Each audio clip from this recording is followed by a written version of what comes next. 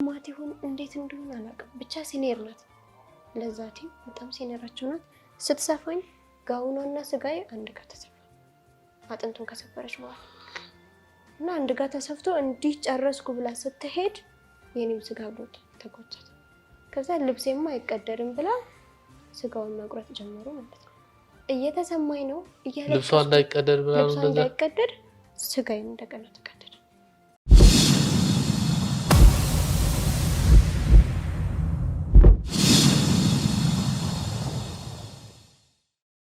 ወደ ፕሮግራማችን ቤተሰቦች እንዴት ናችሁ ሁላችሁም በያላችሁበት ሰላማችሁ ይብዛልን እያልኩኝ እንግዲህ ስቱዲዮአችን ድረስ አንዲት እህታችን ከኛ ጋር ተገኝታለች ማለት ነው። ውድ ቤተሰቦቻችን ከእህታችን ጋር የምናደርገውን ቆይታ አብራችሁን ትውላላችሁ ማለት ነው። ውድ ቤተሰቦቻችን እንግዲህ በመታዩት ነገር እንደምትማሩበት አንጠራጠርም።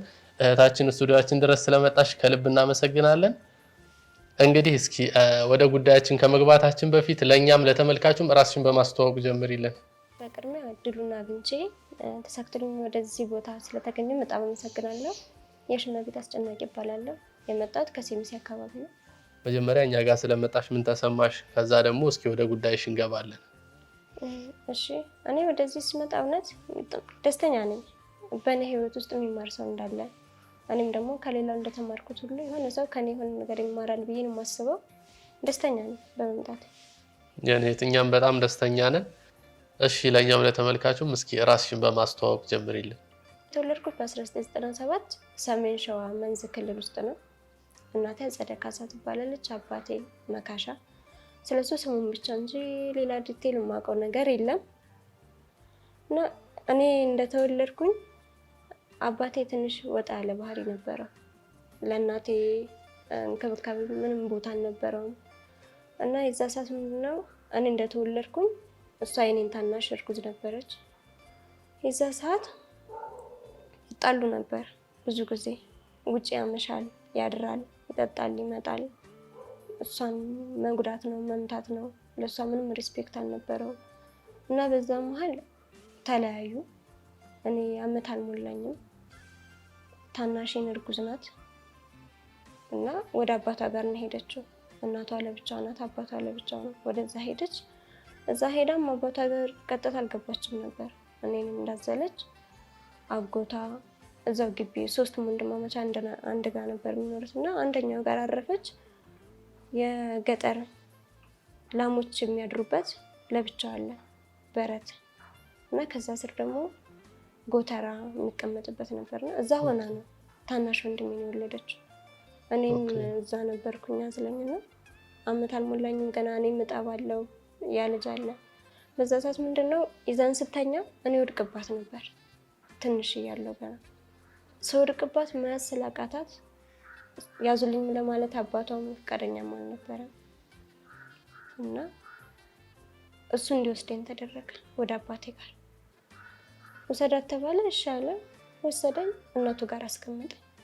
እናቱ ደግሞ እኔ አንተን ልጅ አላሳድግም ብላ መልሳ ለሱ ስታደርግ እሱም መያዝ አልፈልግም። ያው ለክርስትና እናቴ ነበር የሰጠኝ።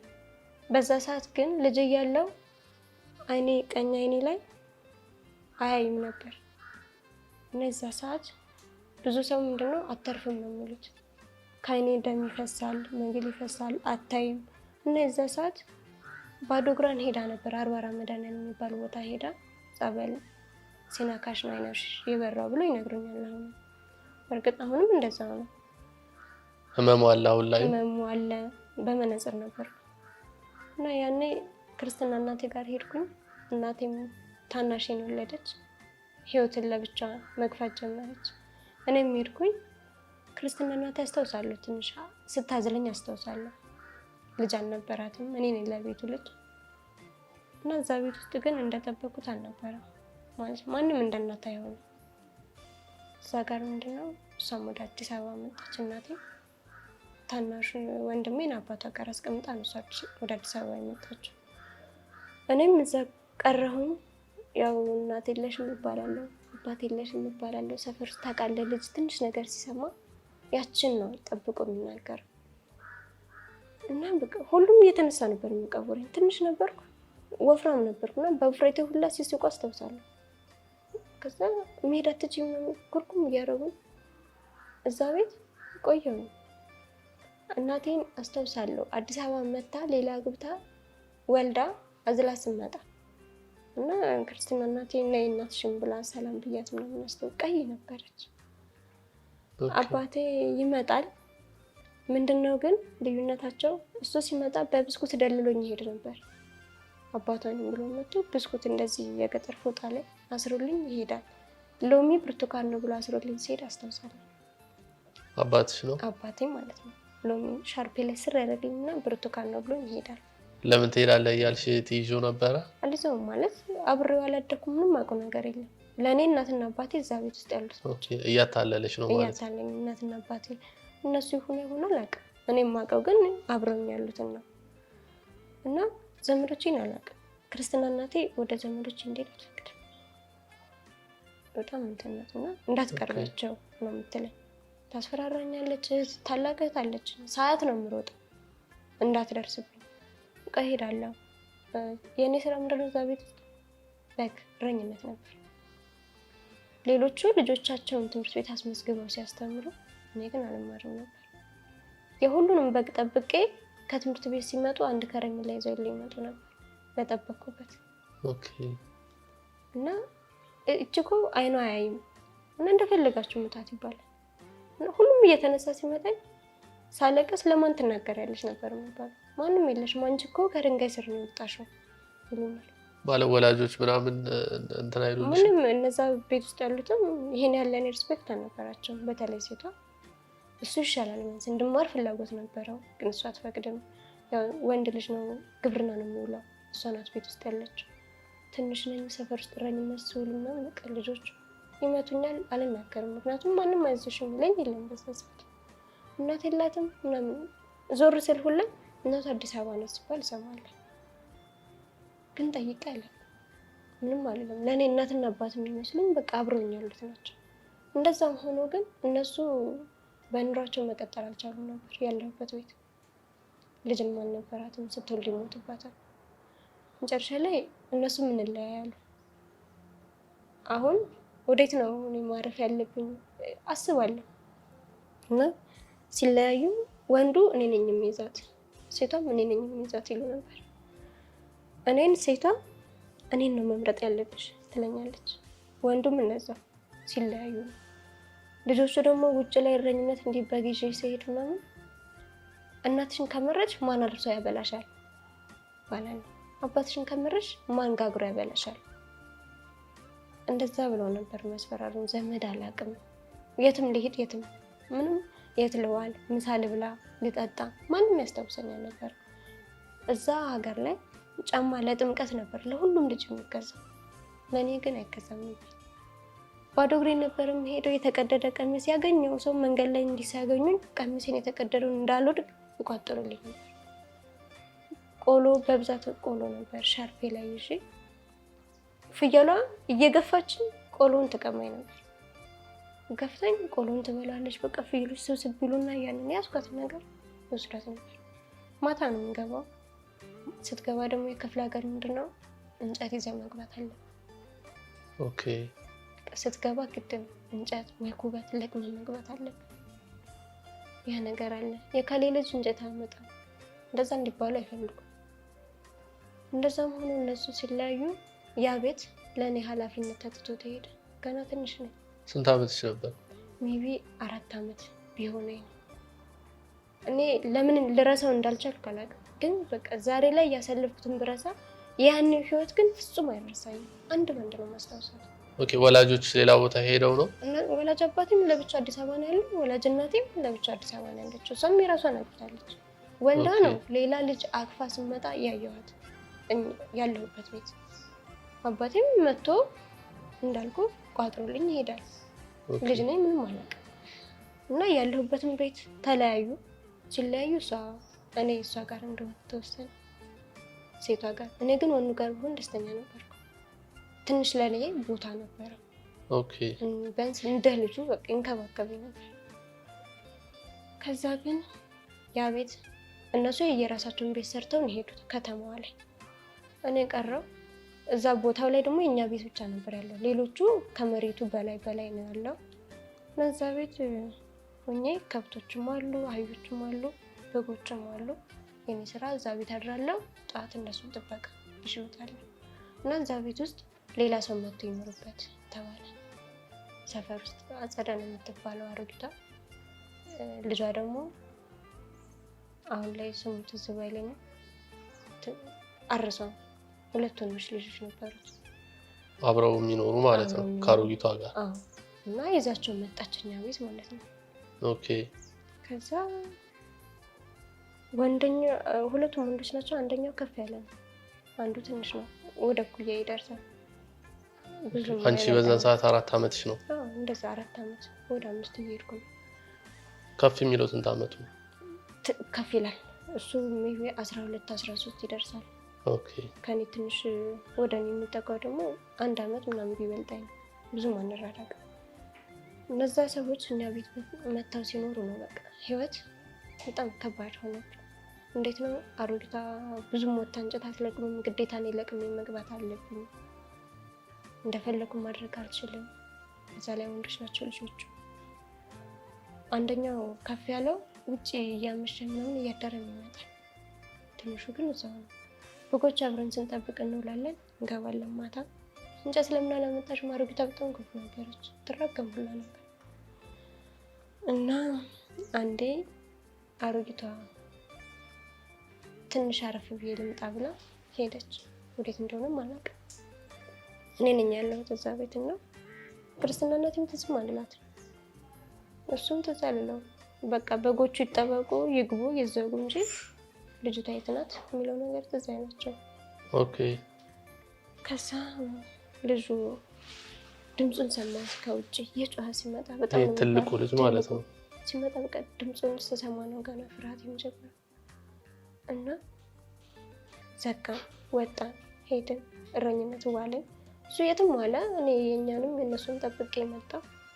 ልክ ማታ ላይ በጎቹ አልጠገቡም፣ ለምን አልጠገቡም ምናምን ብሎ መታኝ። መንገድ ላይ ነው፣ በጣም እንጨት ነበር፣ በእንጨት ነበር የሚመታኝ እና እያለቀስኩ ማንም አይዞሽ። ለምን ነው የሚመታሽ? በቃ በጣም የሰፈሩ ተፈሪ ልጅ ነው። በዛ ላይ ማንም እኔን ስለመታ ማንም አይናገረውም፣ ማንም አይቆጣውም። ማንም እዛ ጋር የፈለገ ቢያደርገኝ ማንም ለምን የሽን እንደዚህ ያደረጋችሁ ተብሎ አይጠየቅም። ከዛ ቤት ውስጥ እኔ ነኝ ያለሁት። ማንም እንደማይጠይቃቸው ያ ነገር ለእነሱ ኮንፊደንስ ይሰጣቸዋል። በዛ ሰዓት በቃ ተመታው፣ እያለቀስኩኝ ደረስን ቤት እና ዛሬ ላይ ይሄን ነገር ታወራለሁ ብዬ አላሰብም ነበር። በሩን ከፍቶ ገባ እና መኝታ ክፍል ለብቻው አለ። የክፍለ ሀገር ቁርበት ነው መኝታው። ኦኬ። እና ነዚህ ተኛ አለ። አለቅሳለሁ፣ ግን ደግሞ ዱላውን በጣም ነው የምፈራው፣ በጣም። ከዛ ብጮህም ማንም እንደማይደርስልኝ አውቃለሁ። ድምፄ ውጭ ከመጮሁ ይልቅ የእሱ ዱላ ይበልጣል እና መጮህም አልችልም፣ ምንም ማድረግ አልችልም። እሱ ያለኝ ነበር ማድረግ። ትንሽ ነኝ እኔ፣ እንደፈለኩ ባደርግሽ ማንም መጥቶ ሊያድንሽ እንደማይችል ታውቂያለሽ አለ እና ሰፈር ውስጥ ኃይሌ የሚባል ሽማግሌ ነበር። አሁን እዚህ ጋር ቆመሽ ኃይሌ ና ተኝቼ እጠብቅሃለሁ ብለሽ ትጮያለሽ ይለኝ ነበር እና በጣም ስለምፈራ እል ነበር። ከዛ እንደዚህ በሲለኝ በቃ ሊወጡ የማይገባቸው ቃላቶችን አወጣ ነበር፣ እሱ ስላለኝ ብቻ ማለት ነው። ከዛ በኋላ አስበው እድሜ ደርሶ ቢሆን ሚስቱ ነኝ ይባላል፣ ግን እውነት ከባድ ነበር። ቦታው ላይ ሆነ ወንድ ልጅ ፈተና ሊፈተን ይችላል።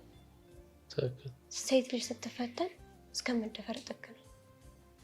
ዛሬ ላይ እነዛ ነገሮች አልፈው ሳያቸው እንጃ እኔ ላይ ነው ወይ እላለሁ። አልፏል፣ ግን ለራሴም ደግሜ ማሰብ አልፈልግም እላለሁ። ግን ደግሞ አንዳንዴ ህይወት ነውና ትቀበላለህ። ያም ሆነ እንደፈለገ ነበር የሚጫወትብኝ።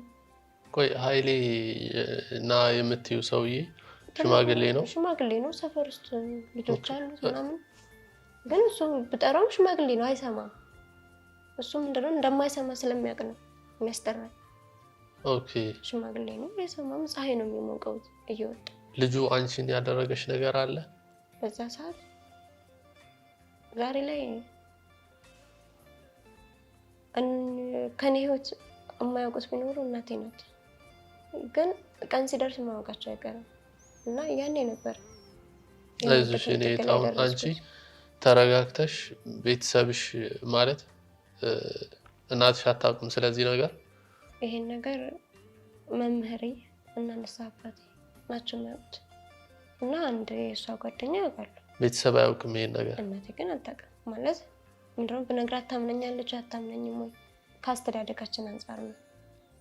አንዳንዴ ሰው ነግረኸው የሚያምንህና የማያምንህ ሰው ይኖራል፣ ከአቀራረብ አንጻር ማለት ነው። እና ደግሞ ከዛ አንጻር ነው ነግራት የማልቻልኩት። ግን የሆነ ጊዜ ጠብቄ እንደምነግራት አውቃለሁ። አሁን የምትነግሪያት በዚህ በሚዲያ በኩል እንድታውቅ ነው የምትፈልጊው ወይንስ ደግሞ ይሄን ነገር መናገር አትፈልጊም? አላስጨንቅሽም? እኔ አወቀችም አላወቀችም አሁን ላይ የራሴ ህይወት ነው መኖር ያለብኝ። አሁን ላይ በእነሱ አልኖርም፣ ደግሞ ማድግ ያለውም የሆነ ቀን ማወቅ አይቀርም።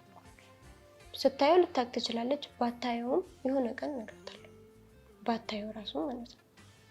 ግን እኔ ያኔ ተደፈርኩ ብዬ አዝኜበት ዛሬ ላይ ግን እንኳንም በሌላ ሰው ላይ አልሆን እላለሁ።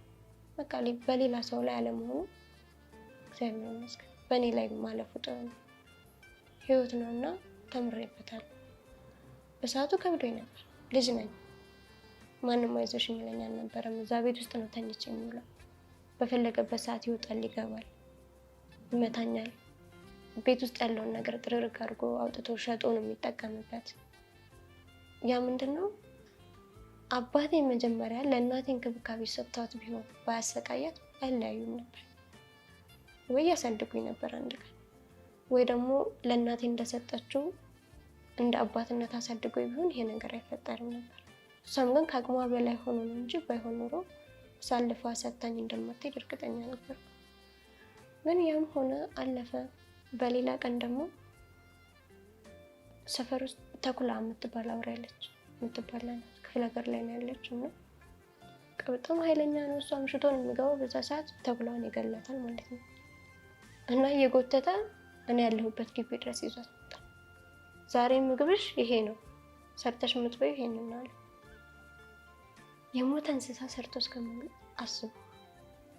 እኔ እሳት ለማንደድ ክብሪት ጭሬ ላነደው እችላለሁ፣ ግን በዛ ሰዓት ትንሽ ነኝ። የሸክላ ድስት አንስቼ መጣድ አልችልም። በእኔ ስራ ምንድነው እረኝነት ነው። በቃ ከበጎቹ እኩል ነው የምሆነው። በዛ ላይ ቁመቴ እንኳን ከበጎቹ አይበልጥም ነበር። ማንም ሰው እንደዚህ ሳይ የኋላ ሴት ልጅ ሲባል ያው የሚያውቁት እሱ ስላሳደገኝ በሱ ነበር። የኋላ ሴት ውስጥ ይሄኔ በጎቹ ውስጥ ናት የሱ ልጅ ይባላል። አላወራም፣ ምንም አልልም፣ ዝም ነው የምለው። በዛ ላይ እንዲህ ስለነበር የሚሄዱ ሁሉም ይስቁብኝ ነበር። ከዛ አንፃር ከነሱ ጋር አልደባለቅም። እናት የለሽም ምናምን ሁሉም እንደዛ ብሎ ስለሚያስፈራረን ከማንም አልደባለቅም። ከማንም አንዳንድ ነው ከበጎቹ ጋር ብቻ ነበር ሁሉ ነገሬ ከነሱ ጋር ነው። ሰው አልለመድኩም። እንደዛም ሆኖ እሷ ምንድነው በጎቹን ጠብቄ ስገባ ማታ ወደ ቤት ልሄድ አልሄድ፣ ልግባ አልግባ ምንም አታይም። ግን ኃላፊነት የወሰደችው እሷ ናት። መምሸትና መንገዙን ሁሉ አለይም ነበር። ልጅ ሆኜ ዳመና ሲሆን የመሸ አይመስለኝም። ክረምት ላይ በብዛት ዳመና እንደሆነ ይውላል እና እኔም ማታ መሽቶ እንጨት ገና ሰበራ ጀምራለሁ እና ድንገት ያገኘኝ ሰው ነበር። መሽቷል እኮ ብሎ ይዞኝ ይሄዳል። ከዛ በር ላይ አድርሰውኝ ምናምን ይሄዳሉ። እዛ ቤት አድራለሁ። አንዴ ወንድምየው ከግራ ሲመታኝ፣ አንዴ አንደኛው ሲመታኝ እንደፈለጋቸው። ለምን ነው የሚመቱሽ? በቃ እዛ ቦታ ላይ ምን ልበል ሰርቼ እንዳበላቸው ይፈልጋሉ፣ ግን ደግሞ መስራት አልችልም። ልጅ ነው። በዚህ ኬዝ ብቻ ነው ጥቃት ማለት የሚመቱሽ? እንደዛ ነው። ማንም የለም እዛ ቤት መቱኝ ብዬ መናገርም አልችልም። ማንም የለም። ለክርስትና እናቴ መናገር የምችለው ሄጄ ነው፣ ግን ደግሞ አታምናኝም። ያንን ነገርም ያውቃሉ። ማንም የለም እዛ ቤት እንጂ ምንም አጥፍቻ አይደለም። በግ የእነሱንም ጭምር ነው ሳግድ የምውለው። የእነሱንም መሬት ነው እያየ የምውለው። ግን ምንም ሌላ የተለየ ምክንያት አልነበራቸውም። ያም ሆነ ክርስትና እናቴ ቤቷ ተሰርቶ ካለቀ በኋላ አስመርቃ እናቴ ጋር ልወስድሽ ነው አለች። ስንተኛው ቀን መጣች። ሌሊት ክርስትና አባቴ ሳያይ በጎቿን ለይታ አህያዋን ለይታ የእሷን የሆኑት ነገሮች በሌሊት ይዛኝ ተነሳች። ጠዋት መጓዝ የጀመረ ማታ ነው የደረሰው እናቷ ቤት ማለት ነው። ሄድን እንደገቡ ነው የሚባለው። ደረሰ። አንደኛውን ወንድሟን ብቻ ነበር የምቀርበው። ብዙ ወንድሞች እህቶች አሏት። ያኔ የእነሱ ፍየሎች ስለሆኑ ፍየሎችን መጠበቅ አልችልም፣ ያመልጡኛል። ጥለውኝ ስለሚሄዱ ምን አረጉ? ምስር በብዛት አላቸው ዘር ማለት ነው። ድንጋይ ላይ ቁጭ አድርገውኝ ይሄዱ ነበር። ማስፈራሪያ እንዴት ነው? የሆነ እህል ተዘርቶ እያበቀለ ሲሄድ ዶሮ ምናምን እንዳይገባ ጨርቅ ነገር በእንጨት ይሰቀላል፣ ሰው እንዲመስላቸው። በገጠር ላይ ይደረጋል ብዙ ጊዜ። እና እኔን ድንጋይ ጠፍጣፋ ድንጋይ አለ እዛ ላይ ወስደው ቁጭ ነበር የሚያደርጉኝ። እንዳትነሽ ይሉ ነበር። ዝንጀሮቹ ሲመጡ ትንንሾቹ ሲሆኑ ድንጋይ እንዲህ ሲወረውሩ ይሄዳሉ። ትልልቆቹ ሲሆኑ ገፍተው ነው የሚሄዱት። በቃ ጦጣዎቹ ራሱ ከዚህ ስላቸው በዛ ይቀርሙናል፣ በዚህ እንደዚህ። ፍየሎቹ ገብተው ንቅንቅ ይላሉ እህል ውስጥ፣ በጎች ይገባሉ፣ ከብቶች ይገባሉ። በዛ ሰዓት ይቆጡኝ ነበር። ለምን የት ነበርሽ? አልችልም፣ እኔ ትንሽ ነኝ። እንስሳቶቹ ግፍት አድርገው ነው የሚሄዱት። አይደለም እነሱ ላስፈራራቸው ቀርቶ እንደ ማስፈራሪያ ነበርና እዛ ቦታ ላይ አንድ ዘመድ ነበረ። እዛ ቤት እንዳትገቢ ይባላል። እንዳትገቢ ያርድሻል ትለኛለች ክርስትና እናቴ። እዛ ቤት እንዳትገቢ ያርድሻል ትለኝና ትሄዳለች። እሷ እዛው ከተማ ነው የምትኖረው፣ እናቷ ጋር ጥላኝ ሄደች። እና እኔ የምኖር ላይ እንደሆነ ባላስታውስም ድግስ ደግሰው ነው ማህበር ሲባል እሰማለሁ። ደግሰው ይሄ እንዳንተ ይሉን አድርሰሽ ነይ፣ ግን ቤት እንዳትገቢ፣ ሰውየው ውስጥ ነው ያለ የሚያርደው ሰውዬ አለ። እሺ ብዬ ዳንቴሉን ይዤ አስቀምጬ ቶሎ ስወጣ ጥበቡ ነኝ እኮ የእናትሽ ዘመድ ነኝ ይለኛል። አልፈልግም ብዬ ሮጬ እሄዳለሁ። እኔ ምንድነው ከዛ ቤት ውስጥ አራጅ አለ፣ በጣም ነው የምፈራው። ኦኬ። እንደዛ ስለተባልኩ ቃል ገባም። እውነትም የእናትሽ ዘመድ ነበር። እዛ ቦታ ላይ እንዳለው ተኩላዎች ሁሌ ይመጡብኝ ነበር። መምሸቱን አላውቀውም እና ዳመና ስለሚሆን እኔ በቃ ምሽት ብሎ ምንም ዳመናው ነው የምለው። ተኩላ ትመጣለች ከፊት ለፊቴ። ብዙ ጊዜ ልትይዘኝ ደርሳ ያኛው ልጅ የእሱ አባት ነበር የሚያተርፈኝ። ያው ልጁ ቢጎዳኝም አባትየው ግን ቢያንስ በህይወት እንድቆም አድርጎኛል። ያቺ ተኩላ ሁሌ በመጣች ቁጥር ይዛኝ ቢሆን ዛሬ ላይ እዚህ ቦታ ላይ አልቆም። ቆይ ልጁን ስላደረገብሽ ነገር ጾታዊ ጥቃት አድርጎብሻል አይደለ? ይህን ነገር ማለት ለሰው ለመናገር አልሞከርሽም? እዛ አካባቢ እንዲከሰስ? ልጅ ነኝ፣ ምን ብዬ እናገራለሁ? ትንሽ ነው፣ አልተናገርኩም። ምን ነገርም አልችልም። ማን ያምናል? ምንም ያምናኝ። ትንሽ ነው ደግሞ ህፃን ልጅ አወራ ብለው ማንም እንትን አይልም። እሱ ስንት አመቱ ነው ያልሽ? እሱ በዛ ሰዓት ወደ 12 ወደ 13 ተባለ። ብቻ ይበልጣኛል። 13 አመት ልጅ ሆኖ ትልቅ ነው። ክፍለ ሀገር ላይ እንደዚህ እንደ አዲስ አበባ አይደለም፣ ይለያል። እዛ ላይ ጾታዊ ጥቃት እዛ ይበልጣል ክፍለ ሀገር ላይ። እና እዛ ከእናቷ ቤት ተደውሎ ለእናቴ ይነገራታል። ሌላ ቦታ ይዛት ሄዳለች እና ልጅህን ተኩላ ሊበላት እኮ ነው ነይ እንጂ ትባላለች። ኦኬ። ከዛ እሷ ሁሌ ታለቅሳለች፣ በቃ በተነገራት ቁጥር ማለት ነው። ከዛ አባቴ ጋር ትደውልና እከሳለሁ አለበለዚያ ልጄን አምጣ ትላለች። ኦኬ። እናትሽ ወላጅ እናትሽ? አዎ ወላጅ እናቴ። እዚህም ያለው ያገባችው ይዘሻት ነው ይላታል። እና አባቴ ሁሌ ይመላለሳል ከክፍለ ሀገር አዲስ አበባ ሁሌ ለስራ ይመላለሳል። ትዝም ብዬ ማለት ነው። ሲመጣ እንደዛው እንደነገርኩ ሸውዶኝ ነው የሚሄደው። መጣ ጠዋት ነበር እና ወፍ ሲንጫጫ ሰማለሁ። ገና ነው እና ወደ እረኝነት የምንወጣበት ሰዓት ነው እና ለየብቻ ቀሚስ ላሰፋላት ነው ይላታል። ለክርስትና እናቴ እናት ማለት ነው። የብቻ ነበር የሚለኝ እና የእናቷን ቀሚስ ትልበስሽ ወይ ጋቢ ነገር ትደርብ ስትለው አይ እኔ አለብሳታለሁ እዚህ ጋር ነው ቀሚስ አስለብቻት አመጣታለሁ ይላታል። ከዛ እሺ ብላ ወጣን። እናትሽ ጋር ወስድሽ ነው አለ። እንኮኮ ብሎ ነበር ይል። ኦኬ። እንግዲህ ጠዋት ነው የጀመርነው። የምን ልብስ ስፌት ምንም የለም። ወዴት ነው? ለካ ወደ ተወለድኩበት ሀገር ስመለስ ማለት ነው።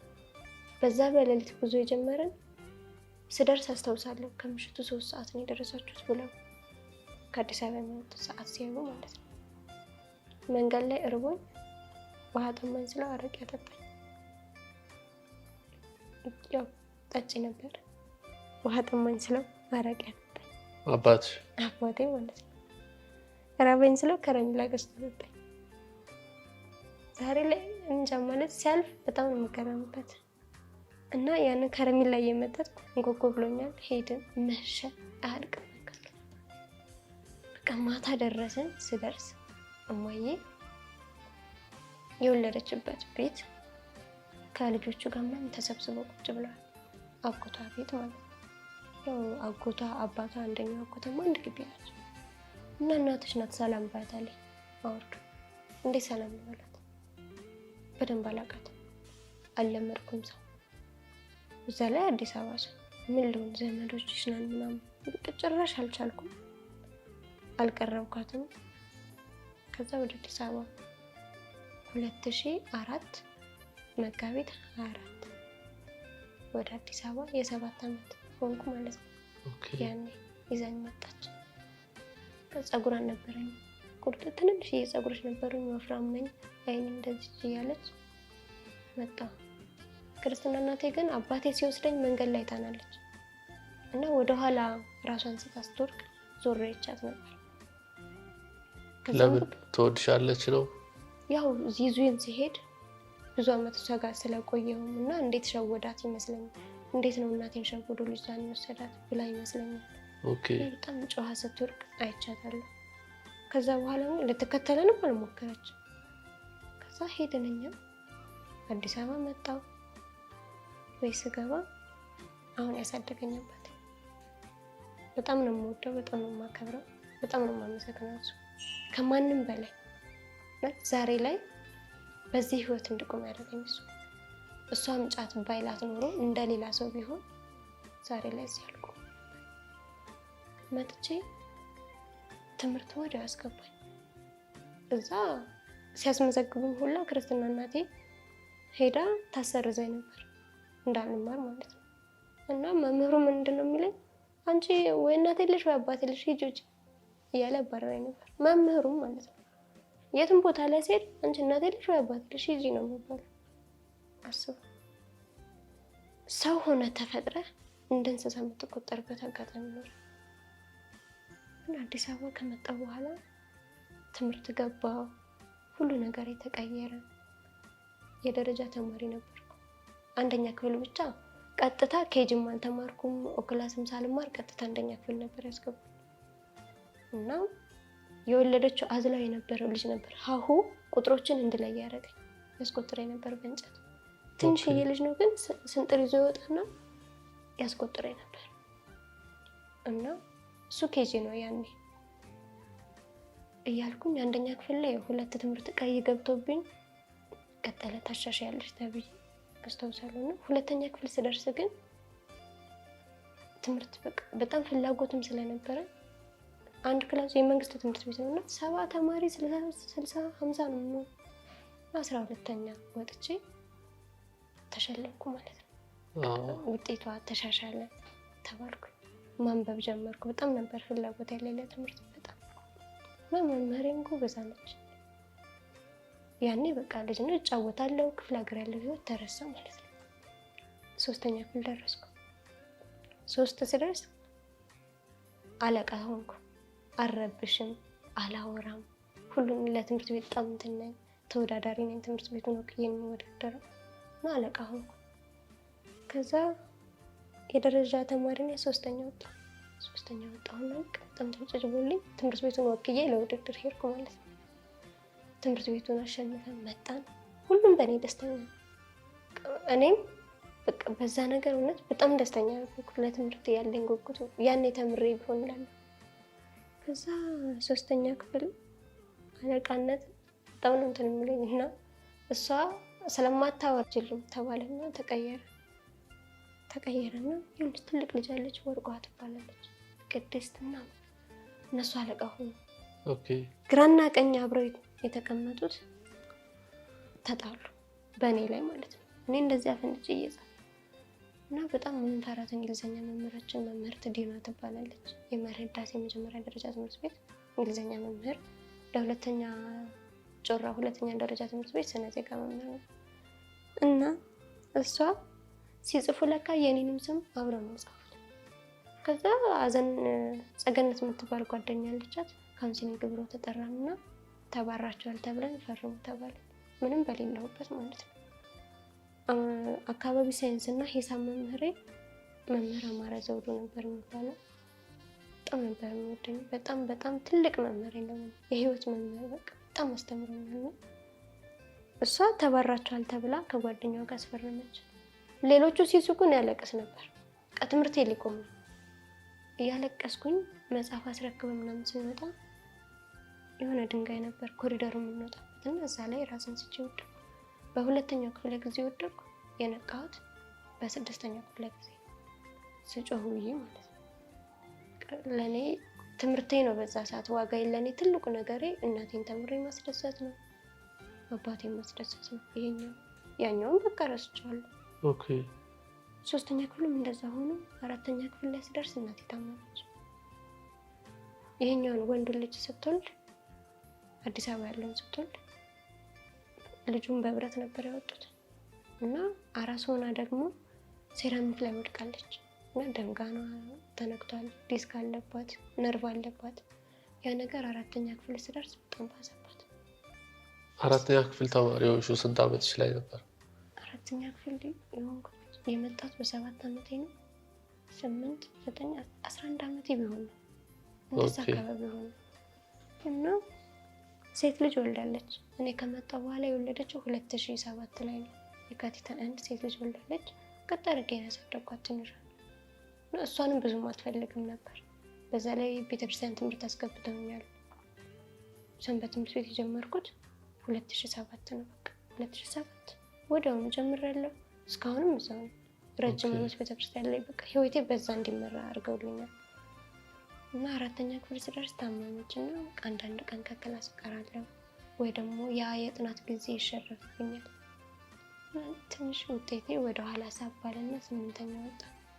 እናቴ እንደዛም ሆኖ እኔ ታምሜን እንዲህ አይነት ውጤት ማምጣት በጣም ደስ ብሎኛል ብላ ተሸለምኩ።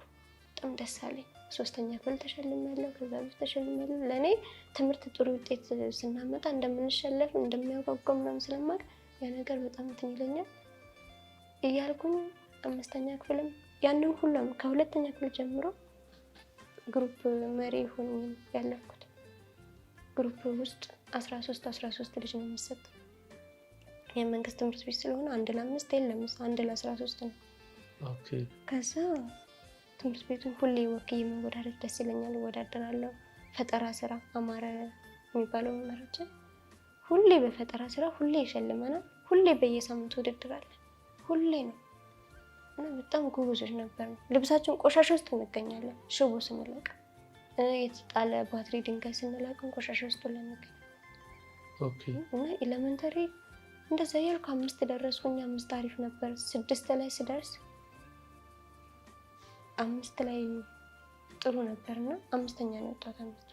6 ስገባ ክላሳችን ተባባሰ። አስበው ከ2ኛ ክፍል ጀምሮ አብረውኝ የመጡት ተማሪዎች ሊለዩ ነው።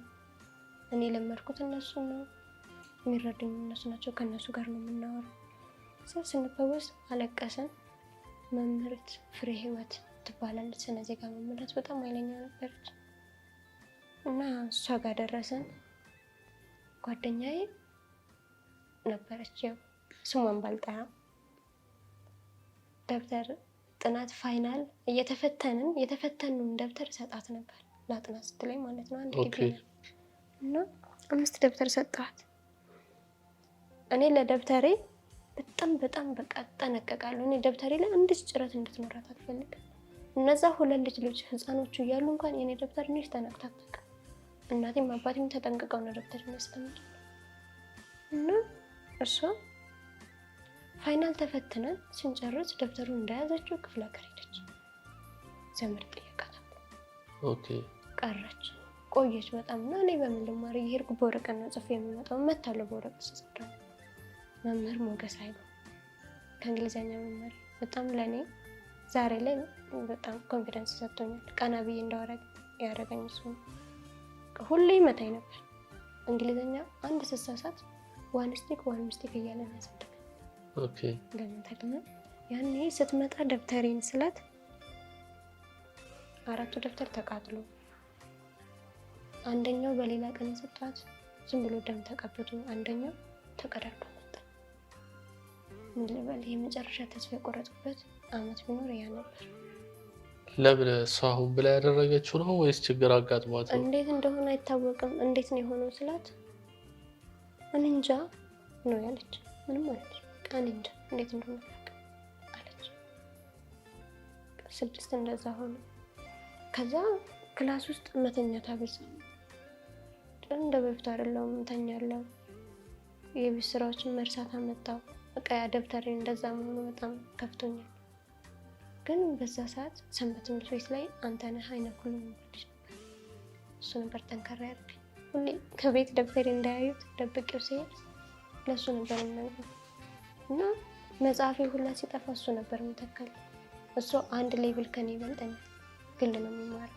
ኦኬ እና 6 ላይ እንደዛ ለእናቴም ሳልናገር ያው በጣም መውዳት ጓደኛዬም ስለነበረች ታውቁት 7 ደረሰ እና አሪፍ ነበር የትምህርት ጊዜ። 6ም ግን ደረጃ ዝቅ ቢልም መጀመሪያ ላይ 6 ወጣ፣ ከዛ 7 ወጣ። ግጥም የጀመርኩት ያኔ ነበር። ክላስ ውስጥ ግጥም ጻፉ፣ የድሮ ግጥም ወይ የድሮ ዘፈን አንጡ ተብለን እና ስንጠይቃቸው ክፈሉ ነበር። ኦኬ እና አንደኛው ልጅ ምን አለኝ፣ አብርሃም ነው የሚባለው ግጥም እንድሰጥሽ የኔ ጓደኛ ሆኖ ይለ ነበር። እኔ በዛ ሰዓት የምፈልገው ያችን ወረቀት ቀጽፎ እንዲሰጥ። በዛ ምክንያት በጣም ብዙ ተማሪ ስቆብኛል። አረሳው የሽኮ ለአብርሃም ጓደኛ ሆነች ደብዳቤ ጽፎ ሰጣት እየተባለ ማለት ነው። ያንን ግጥም ለመቀበል ስል ከባድ ነበር። ቤት ቢሰሙ ምን ይሉኛል እላለሁ። 8ን እስክፈተን 8 ላይ ሚኒስትሪ ስንፈተን ኮሮና ነበር እና አቁመን እንደገና ጀምረን 45 ቀን ተምረን ተፈትነን ጥሩ ውጤት አመጣ እና በሻሌ ትምህርት ቤት ጥሩ ውጤትና ጥሩ ጸባይ ላላቸው ተማሪዎች ቅድሚያ እድል ይሰጣል። እግዚአብሔር ፈቅዶ ተሳካልን። እዛ ገባ። ትክክለኛ ህይወትን መኖር የጀመርኩት ሃይስኩል ስገባ ነው። ምን አይነት አደጋች ህይወት እንዳለ በጣም ከባድ ህይወቶችን መምራት የጀመርኩት ያኔ ነው። ለካ የሆነ እድሜ ከፍ ሲል ማሰብ ትጀምራለህ። የሆነ እድሜ ስትጨምር አስተሳሰብ እየጨመረ ነው የሚሄደው። እንዴት ነው ልጅነት ይቀራል፣ መጫወት ትተዋለህ፣ ነገሮችን ታብሰለስላለህ። በፊት ላይ ማንም ነገር ምንም ኤሌመንተሪ እያለሁ እኔ ትዝም አይለኝም። ማን ይቆጣኝ ስቄ ወይ አጥንቼ እረሳዋለሁ ያንን ነገር። ትክክል። ሃይስኩል 9ን ጀመርኩ እየተማረ አሪፍ ነበር። 9ም ኮሮና ነበር፣ አንዳንድ ሆነን ነበር እና ግን እደባደብ ነበር ሲነኩኛል። በቃ ምንድነው ያኔ እዛ የደረሰብኝ ጥቃት እዚህ እንዲደርስብኝ አልፈልግም። ለራስሽ ትከላከያለሽ። በጣም ኃይለኛ ሆንኩ እዚህ ሲደርስ። ማንም ወንድ ተማሪ እንዲያናግረኝ አልፈልግም። ወንድ የተባለ አጠገቤ እንዲደርስ አልፈልግም። በጣም ነው የምጣላቸው። ማየትም አልፈልግም። ግሩፕ ውስጥ ማወራቸው ምንድነው ፈተና ሲኖር ማሰራት ያለብኝ ነገር አሰራቸዋለሁ። ከዛ ውጭ ጨዋታ አብረው እንዲጫወቱ አልፈልግም። ከዛ ሃይስኩል ስደርስ ለካ ይለያል። ኤሌመንተሪ እና ሃይስኩል አንድ አይደለም። ሃይስኩል ስገባ በቃ ሁሉም ያፋጫል፣ ከል እንደዚህ ያወራሉ ምናምን ነገር። እኔ ደግሞ ያንን ነገር አልለመድኩም። ከዛ ተጣላን ከአንደኛው ጋር እያፋጭ ይጣራ ነበር። ከዛ በ3ኛው በቃ ተጣላን እና መጥቼው ወላጅ ይዞብኝ ነበር። እናቴ አታውቅም ነበር። እዚህ ጋር እዚህ አካባቢ ነው ፊቱ ደምተዋል፣ ተሰንጣጥቀዋል። የመታሹ እና እንዴት እንደዚህ ታደርጋለች ተብዬ ወላጅ አንጥቶ ታለፈ። ያው ወላጅ አንጥቶ ተብዬም ሳልናገር ነው የታለፈው።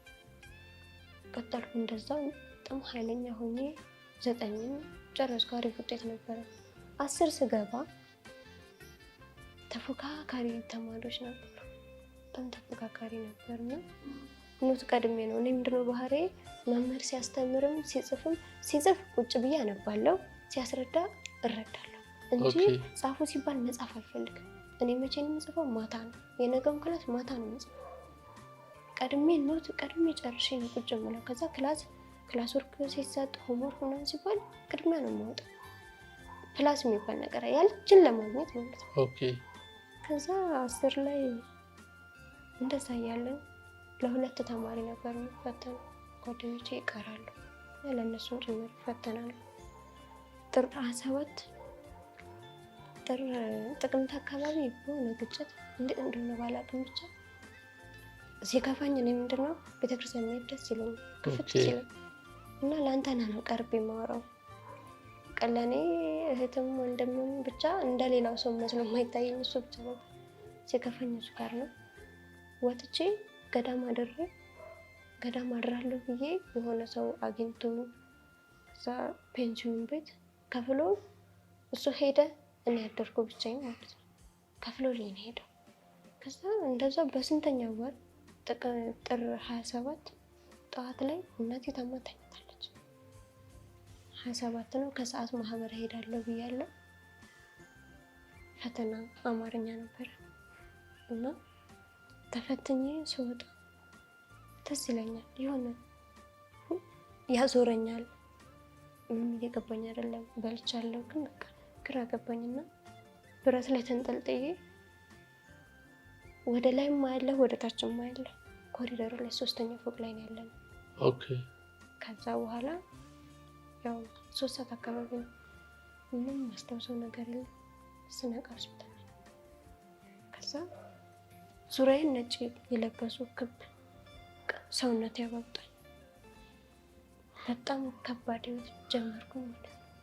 እኔ ሳምንት እኮ ሞዴል ፋይናል ሚድ እንፈተናለን። ለፈተና እንዴት ነው የምደርሰው? ሁሉ ነገር እኔ ምንም ነገር ይፈጠር ትምህርት ብቻ ነው የሚያሳስበው። እንዴት ነው የምፈተነው ስል ከ2 ሳምንት በኋላ ድኝ ወደ ትምህርት መመለስ መሰለኝ። ግን ቀና ማለት አልችልም፣ ሰው መለየት አልችልም። ሰው እንዲዳብሽ እካሊ ነው ሆይ ነበር። የእናቴ ድምጽ ብቻ ይለያል፣ የእሷ ፊት ነበር። ቆይ ምን ነበር የተፈጠረው? ራስሽን ሆስፒታል ካወቅሽ በኋላ ዶክተሮች ሰዎች እንደወደኩ ነው ነገሮች። በቃ ተማሪዎችም ከታች የነበሩትም ከላይ የነበሩት 3ኛ ፎቅ ላይ ከ3ኛ ፎቅ ላይ ከዛ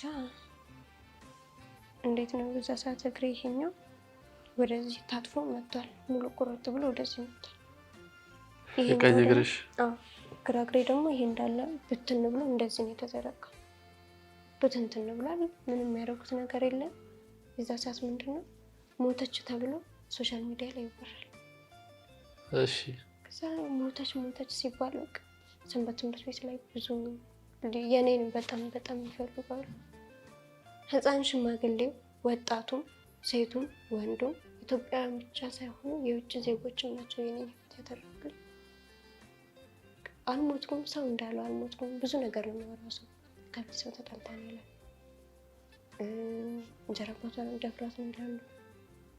ግን ሰው የሚያወራው ሁሉ አይደለም፣ ውሸት ነው። ምንም እንደዛ የተፈጠረ ነገር የለም። ከዛ ግን እያልኩ እውነት ምንም ቀና ማለት አልችልም። ዶክተሮችን መጥተው የሚያወሩት ጭራሽ ከባድ ነገር ነው። እንዲህ በመስታወቱ ሳየው እግሬ ያብረቀርቃል ከርቀት እና ደም ነው። ትልቅ ጋቢ ሌላ የተቀመጠ ነበር የሚመስለኝ። ለካ ጋቢ ሆኖ ግን ሙሉ ደም ነው። ነጭ መሆኑ አይታወቅም ከነጭራሽ። ለመጀመሪያ ጊዜ የካቲት ሆስፒታል ጥር 29 እሁድ ቀን ሰርጀሪ አስበው። ለመጀመሪያ ጊዜ ነው እሁድ ቀን ሰርጀሪ አይሰራም። እዛ ላይ እሁድ ሲጀምር ኦርቶ የሚሰራው ሰኞ፣ ሮብ፣ ዓርብ። እኔ ግን እሁድ ቀን ተሰራ። ስሰራ ሰርጀሪ ሰዓት የፈጅባቸው ጣት 2 ሰዓት ገብቼ 10 ሰዓት ነበር ጣት። እሺ። ውስጥ እንዲህ ቀና ስል መብራቱ ይዞርብኝ ነበር። የሰጡኝ ማደንዘዣ ሰዓቱ አልቆ በመዶሻ ሲመቱኝ ይታወቀኝ ነበር። ይሰማሻል? ይሰማኛል። በጣም ነበር የሚሰማኝ። ዶክተሮቹ እኔ ስሰራ እያየሁ እንደሆነ አላዩም። እነሱ ትኩረታቸው የኔ ነገር ማትረፍ ነበር። እኔ ግን ምን እንደሚጥሉ ምን እንደሚያነሱ በምን እንደሚሰሩኝ እያየሁ ነበር። ህመም ይሰማሻል ሲነኩሽ? ይሰማኛል በጣም እና በቃ በመዶሻ ቢላ፣ መዶሻ፣ ፔንሳ፣ ጉጠት ምናምን ነገር ነው ማለት ብረት ሙሉ የህንፃ መሳሪያ በለዛ ውስጥ እና ዙሪያ መሳሪያ መስታወት ነበር ዙሪያ ያሳየኛል። እና ከእግሬ ላይ እንዲህ እያደረጉ እጃቸው ላይ አድርገው እንዲጨምቀው ሲያዩት አጥንቱ ድቅቅ ያለ ነው እና ይበትኑት ነበር። በቃ አስፈላጊ አይደለም እና ይጣል ነበር። ቀበቶ የሚያካክሉ ብረቶች ይመጣሉ፣ ይለካል። 2 እግሬን ሰርተው ለመጨረስ 10 ሰዓት ነው። የዛን ቀን እየደከምኩም እንዳተኝም እየተባልኩ ደግሞ የተሰጠኝ ስፓይናል ማደንዘዣ ነው። ሙሉ አይደለም ግማሽ ነው፣ መተኛት አይቻልም። እንደዛም ሆነ የመጀመሪያው ምንም ሳይታወቅ እንትን ሳይል አለፈ። በ8ኛው ቀን ሌላ ሰርጀሪ በጣም አደጋ ላይ ስለነበር ይቀር ተብሎ ያኔ ምንድነው የሰሩልኝ? ከላይ ብረት መወጠሪያ ነው። ጉጠቱ ማለት ነው። ጉጠቶች የተለያዩ ብሎኖች አሉ። 14 ብሎን ነበር የገባው። ብረት መወጠሪያ ነው እና እሱን ራሴ ማንቀሳቀስ አልችልም። በጣም የሚከብደኝ። ወገብ አይንቀሳቀስም፣ ምንም ነገር አይንቀሳቀስም። ሰው ዶክተሮቹ ሌሊት ሁላ ስጮህ ትጮህ ተዋት ራሷ ጉዳይ ነበር የሚሉት። የቀኖቹ ዶክተሮች እያለቀሱ ማስታገሻ ቶሎ እየሰጡኝ፣ የሌሊቶቹ ዶክተሮች ግን እንተኛ ይባባሉ ነበር። ጆሮ እየሰማ እንተኛ ተዋት ትጮህ፣ ከከፈሉ እንሰራላቸዋለን ብሎ ሙያው ኖሮ ሲጨክን እዛ ላይ በሰው ነፍስ። እሺ በጣውላ ነበር ሰርጀሪ ራጅ ምናምን ሲወስዱኝ ይሄ ቀና ማለት ስለማይችል ጣውላ ነው እንደዚህ እየገፉልኝ የሚገባው እና በጣውላው ነው የሚስቡኝ። ትንሽ ሰውነቴ እንዲህ ሲነካ ጮኻለሁ። ከዛ ከ4ኛ ፎቅ ወደ 2ኛ ፎቅ አወረዱኝ እና ቶማስ ተስፋዬ የሚባል መማሪ ነበር ትምህርት ቤት። በጣም የምቀርበው እሱ ነው ከአንተ ነገር እና እሱ ነበር በደንብ ሪስፔክት ሰጥቶ የውስጥ የሚረዳው ምናምን። እሱ እንዳለውን እሱ ያለቀን ስፖርት ሰውነትሽ እንዲነቃቃ እያለ ፎጣ ገዝቶ እንዲህ እንደወረወር ያደረገኝ ነበር፣ ይሄ ቀና ማለት እንዲጀምር። እንደዛም ሆኖ ግን የሰውነቴ ውፍረት ስለነበር ጀርባዬ እየቆሰለ ነበር። እንትን ሰውነቴ በጣም እየጋለ ቀይ እየሆነ ወደ ቁስል ሊቀየር እንትን አለ እና ዶክተሩ እየመጣ ችሊ ሳትላጥ ቶሎ አትርፏት ይላል። የካቲት የቆየሁት 21 ቀን ነው። 21 ቀን ባፌ 1 ጉርሻ አልቀመስኩም ነበር። 21 ቀን ስቆይ ሆስፒታል ምንም ነገር ምግብ አልቀመስኩም። ፈሳሽ ብቻ ምሪንዳ ትንሽ እሱም እንዲህ እንደተኛው ወደ ጉሮሬም ግማሽ ወደ ደረቴ ነበር የሚገባው የምጠጣው ነገር እንዲህ ተዘብዝብ እንደዛው እንደተኛው ትራስ አይደረግልኝም። ጽዳቶች ሲመጡ አልጋውን እንዲህ እንዳይነኩት ቀድሜ ነበር እንጂ። እዛ ላይ ዶክተር ሙሉቀን የሚባል ነበር የካቲት መቶ ተነሽና ቁጭ በይ ይለኛል። ተነሽና ቁጭ በይ ብረቱ አለ፣ 2ቱም እግሬ ብረት ሆኖ እንዴት አድርጌ እንዴት ነው የምነሳው? ከዛ እኔ ጭንቅላቴን አንድ ሰው ይዞ ባንሶላ ነው ለኤምአርአይ እንኳን ስነሳ ባንሶላ ነው እንደዚህ የምጎተተው። የአምቡላንስ አልጋ ከአልጋው ጋር እኩል ተደርጎ እንዲሸርትት ነው የሚደረገው። እሱ ግን መቶ ተነሽና ቁጭ በይ ይለኛል። ከዛ እንዴት ልቀመጥ እንጂ ማረሰው እናቴ መታ አላመማትም ብሎ ብቻዬን እዛ ክፍል ውስጥ በሩ ቆልፎብኝ ሄደ። ሆስፒታል ሆኜ ማለት ዘግቶት ሌላ ፔሸንት ነበር። ቆይ አብሮሽ ያኔ ሰው የለም እንደዚህ ጫና? መነሳት ትችላለች የታመመው እግሯ እንጂ ወገቡ አይደለም አለ። እነሱ ግን ያልተረዱት ነገር ነበር። በዛ ሰዓት ስወድቅ ግን እዚህ አካባቢ ስብራት ነበር። ያ ነው እንዳልነሳ ያደረገኝ። ለጊዜው በቃ ነርቮቼ ድንዝ አላወቁም ነበር ዶክተሮቹ። እሱኛው አላወቀም፣ ሌሎቹም ግን ተናግረዋል። ያ ነገር መሰራት እንዳለበት ያውቃሉ። ግን በቃ በጣም ኃይለኛ ዶክተር ነበር። ዶክተር ሳሚ ግን ይረዳኝ ነበር። መጀመሪያ ሰርጀሪ የሰራኝ ዶክተር ሮቢን የሚባል ነው። ከዛ ቀጥሎ ትሪት የሚያደርገኝ ሳሙኤል ነው። ከሳሙኤል ቀጥሎ ሙሉቀን ነው። ሙሉቀን በጣም ኃይለኛ ነበር። ቆልፎብኝ ይሄዳል እና እሱ ሲመጣ ተነሽ ብሎ እንዳያስለቅሰኝ ድምፁን ስሰማ ገና ተሸፍኜ ተኛል። ምግብ አልበላም፣ ኃይሌ ያልቋል። በዛ ላይ ሰውነቴ ወፍራም ነው፣ መንቀሳቀስ አልችልም።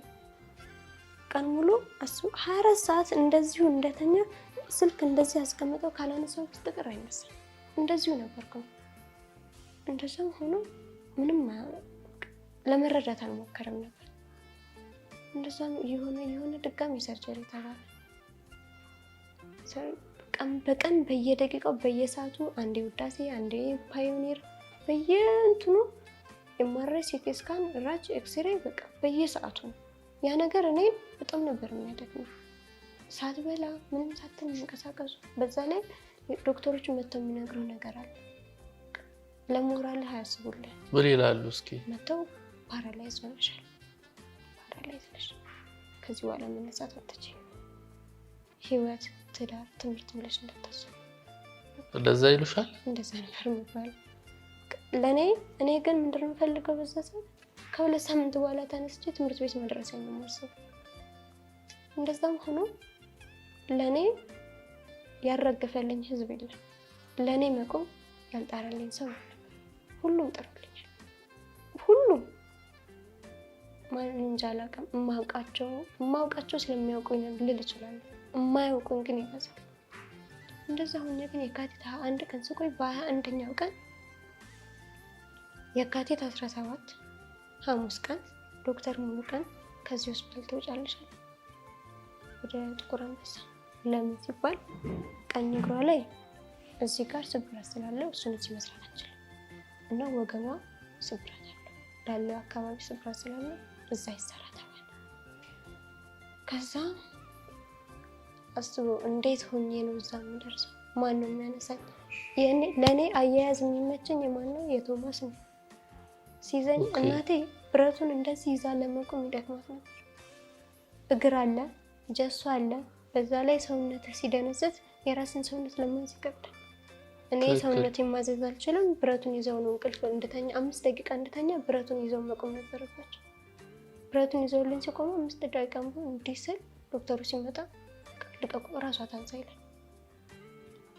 እና መተኛት አልችልም ነበር። ቶማስ ሲሆን ግን በፊቱ ላብ እየወረደ ይዞ ይቆማል። ሁለቱንም ላይ ወደ ላይ ይዞ ይቆማል። እኔ ትንሽ አረፍ እላለሁ። ነርሶቹ ቶሎ ነበር ትሪት የሚያደርጉት። ከዛ ደግሞ እዚህ ስር እጄ አይደርስም ተኝቼ እዚህ ስር ለማለት እዚህ ስር ጀሶ የተደረገበት ከርክሮ በጣም ይበላኛል። ከዛ እካኩልኝ ስል ሁሉም ይደክማቸው። ሁኔታው ነው ያደክማል።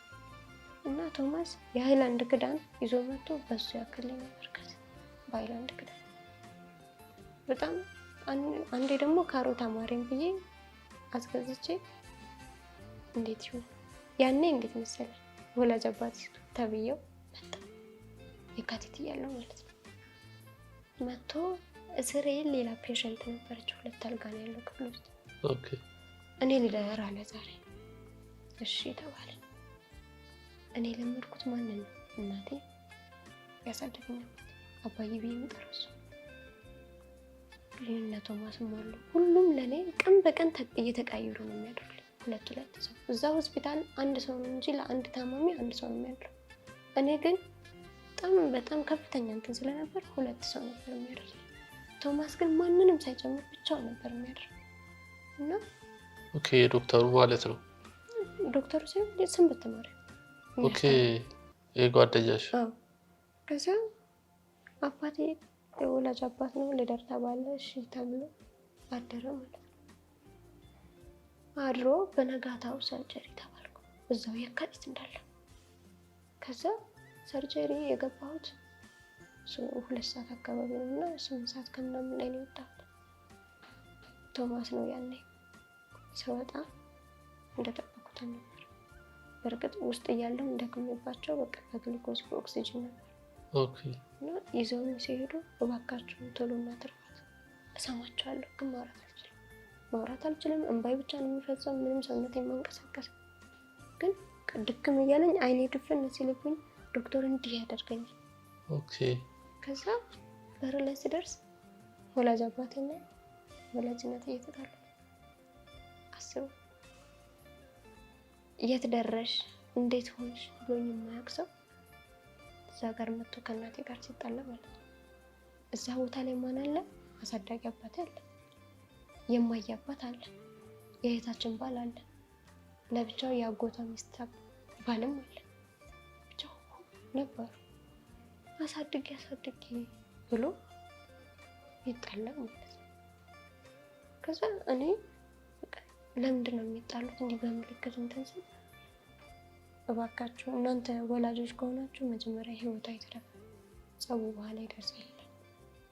ትክክል። ከዛ መትረፍ አልቀረም፣ ተረፍኩ። በጣም የመጨረሻ ተስፋ የቆረጥኩበት ሰዓት ያኔ ነበር። እንደማልተርፍ አወቅኩት፣ ከፍተኛ ጉዳት እንደነበር። ያኔ ምንድን ነው ያደረጉልኝ? ከላይ የተወጠረውን አውልቀው ከውስጥ አስገቡልኝ። ከዛ እግሬ በጣም እንዳበጠን፣ ሰውነት እየቀነሰ፣ ውፍረቴ እየቀነሰ መጣ። በልቼ አላውቅም። ወፍራም ነበርሽ? አሁን እኮ ቀጭን ነሽ እና ያኔ በጣም ወፍራም ነበር። በሽንት ትቦ ነው በዛ ላይ ሽንት ትቦ ተደርጎልኝ በዛ ነበር የምጠቀመው። አዎ ራስሽን ስለማለዘያ ስላለ ራስሽን መቆጣጠር አትችይም። ቀን በቀን ሽንት እየተለካ ሪፖርት ይደረግ ነበር። ቀይ የመጣ ሰው ነው ሃይላንዱ ሲሞላ ወስዶ ይደፉ ነበር። አንድ ቀን ቀና ብዬ እንዲጎንበስ ብዬ የካቴትን ወለሉን ሳላይ ሆነ የወጣሁት። ከዛ ሆስፒታል ጥቁር አንበሳ ስሄድ እኔ አልጋ ላይ ዶክተር ሙሉቀን ከጥቁር አንበሳ ሌላ ፔሸንት አንጥቶ አስተኛበት። እኔ ግን እዛ ተጣልኩ። ጥቁር አንበሳ ሲደርስ አልጋ የለም። አስቡ፣ ብረት ነኝ፣ ቁስል ነው፣ በዛ ላይ ደም ነው። እንደዛ እንደሆነ አምቡላንሱ ኖርማል ዝም ብሎ ውፍረቱ እንደዚህ የሚሆን ቀይ እንትን ጠረጴዛ ነገር ነው፣ ግን እግር ምናምን የለውም፣ መሬት ላይ ነው። በዛ ቅብል ይለዋል፣ መሬት ላይ ነው ወርውረው የሚሄዱት። እንደዛ አድርጎኝ ሄደ። ከዛ አባቴ እናቴ እና ጎረቤት ነበሩ። እንዴት ልሆን? ወደዚህም አልልም ወደዚህ አልልም፣ መገላበጥ አልችልም፣ እግሬም አይንቀሳቀስም። በዛ ላይ ረሃብ አለ፣ ግን መብላት አልችልም። እንደዛ እንደሆነ ጥቁር አንበሳ የትኛውም ዶክተር ደህና ነገር ሳይነግሩኝ መጥተው ከበው ያዩኝና ይሄንማ ቆርጦ መጣል እንጂ ምን ያደርጋል ከዚህ በኋላ እግሬም ማለት ነው ይቆረጥላት ነው ይመጣል። አንደኛው ዶክተር እንጂ እኮ ፓራላይዝ ነሽ፣ ከዚህ በኋላ ለምን ምን ያደርግልሻል? ትምህርት ትማሪያለሽ፣ ከዚህ በኋላ እንዳታስቢ። አረሰውም ዶክተሩን አሁን ድረስ አገኘዋለሁ። ያም ይመጣል፣ አንቺ እኮ ከዚህ በኋላ ሰውነትሽ አይሰራም ይለኛል። ያም ይመጣል፣ ሌላ ነገር ነው የሚነግረኝ። አልጋ የለም፣ ውጡ ሂዱ እንባላለን። እሱ ዶክተር ሙሉቀን የራሱን ፔሸንት ወስዶ እኔ አልጋ ላይ ነው ያስተኛል። እዚችኛው ፔሸንት አልጋ ላይ ግን ሌላ ሰው ተኝቶበታል። እኔም መተኛት አልችልም። እንደዛ እንደሆነ አባቴ ያሳደገኝ አባቴ ቆሞ እንደዛ እንደሆነ ኤሌክትሪክ መሬት ላይ ከኋላ ሽንታቸው ይደፋ ነበር። ሌላ የተኛውበት ቦታ ላይ ጥቁር አንበሳ ድንገተኛ ክፍል ገብተህ ብታይ በጣም ከባድ ነው። ሽንታቸው ከኋላ ነው የሚደፋ። ሁሉም ይስላል። ሬሳ ሞቶ እንዲህ በጠገባቸው ነው የሚሄደው። እኔ በዛ ሰዓት ምንድን ነው የማስበው? ቀን እንደማልድን ተስፋ ቆረጥኩ። ነገም ጣት እኔም እንደዚህ ነኝ አልኩ እና አባዬ ለመጨረሻ ጊዜ እህቴና ወንድሜ ይለያቸውና ልሞት አልኩ። የመጨረሻ ያኔ ነው። እንደዛ እንደሆነ አርብ ቀን ወደ 6 ሰዓት አካባቢ አልጋ ተገኘ ተባልና ገባ። እዛ ገብቼ በስንተኛው ቀን ምግብ መቅመስ ጀመርኩ። ቀና ማለቱን ጀመርኩ። እናቴ እራሷ ይሄንን እያሸችልኝ በማለት ቀና ማለት ጀመርኩ። ሰውነቴ ከሳ። ኦኬ። ከላይ ያለው ሰውነቴ ቀነሰልኝ። ያ በንሶላ ምሳበው ምናምን ተወልኝ ማለት ነው። ከዛ ግን ከዚህ በታች ምንም ሰውነቴ የለም። አየዋለሁ ራሴን። በጣም የሚያስፈራው ብረት ነው። እንደዛ እንደሆነ ጥቁር አንበሳ ገብቼ በስንተኛው ቀን እንደሆነ ባላውቅም በ20 አካባቢ ውስጥ ነው ሰርጀሪ ተብሎ ገባሁ። ቀኝ እግሬን ለመጀመሪያ ጊዜ ግራፍቲንግ ልሰራ ማለት ነው። የተላኩት ግን ለቁርጭምጭሚትና ለዳሌ ነው።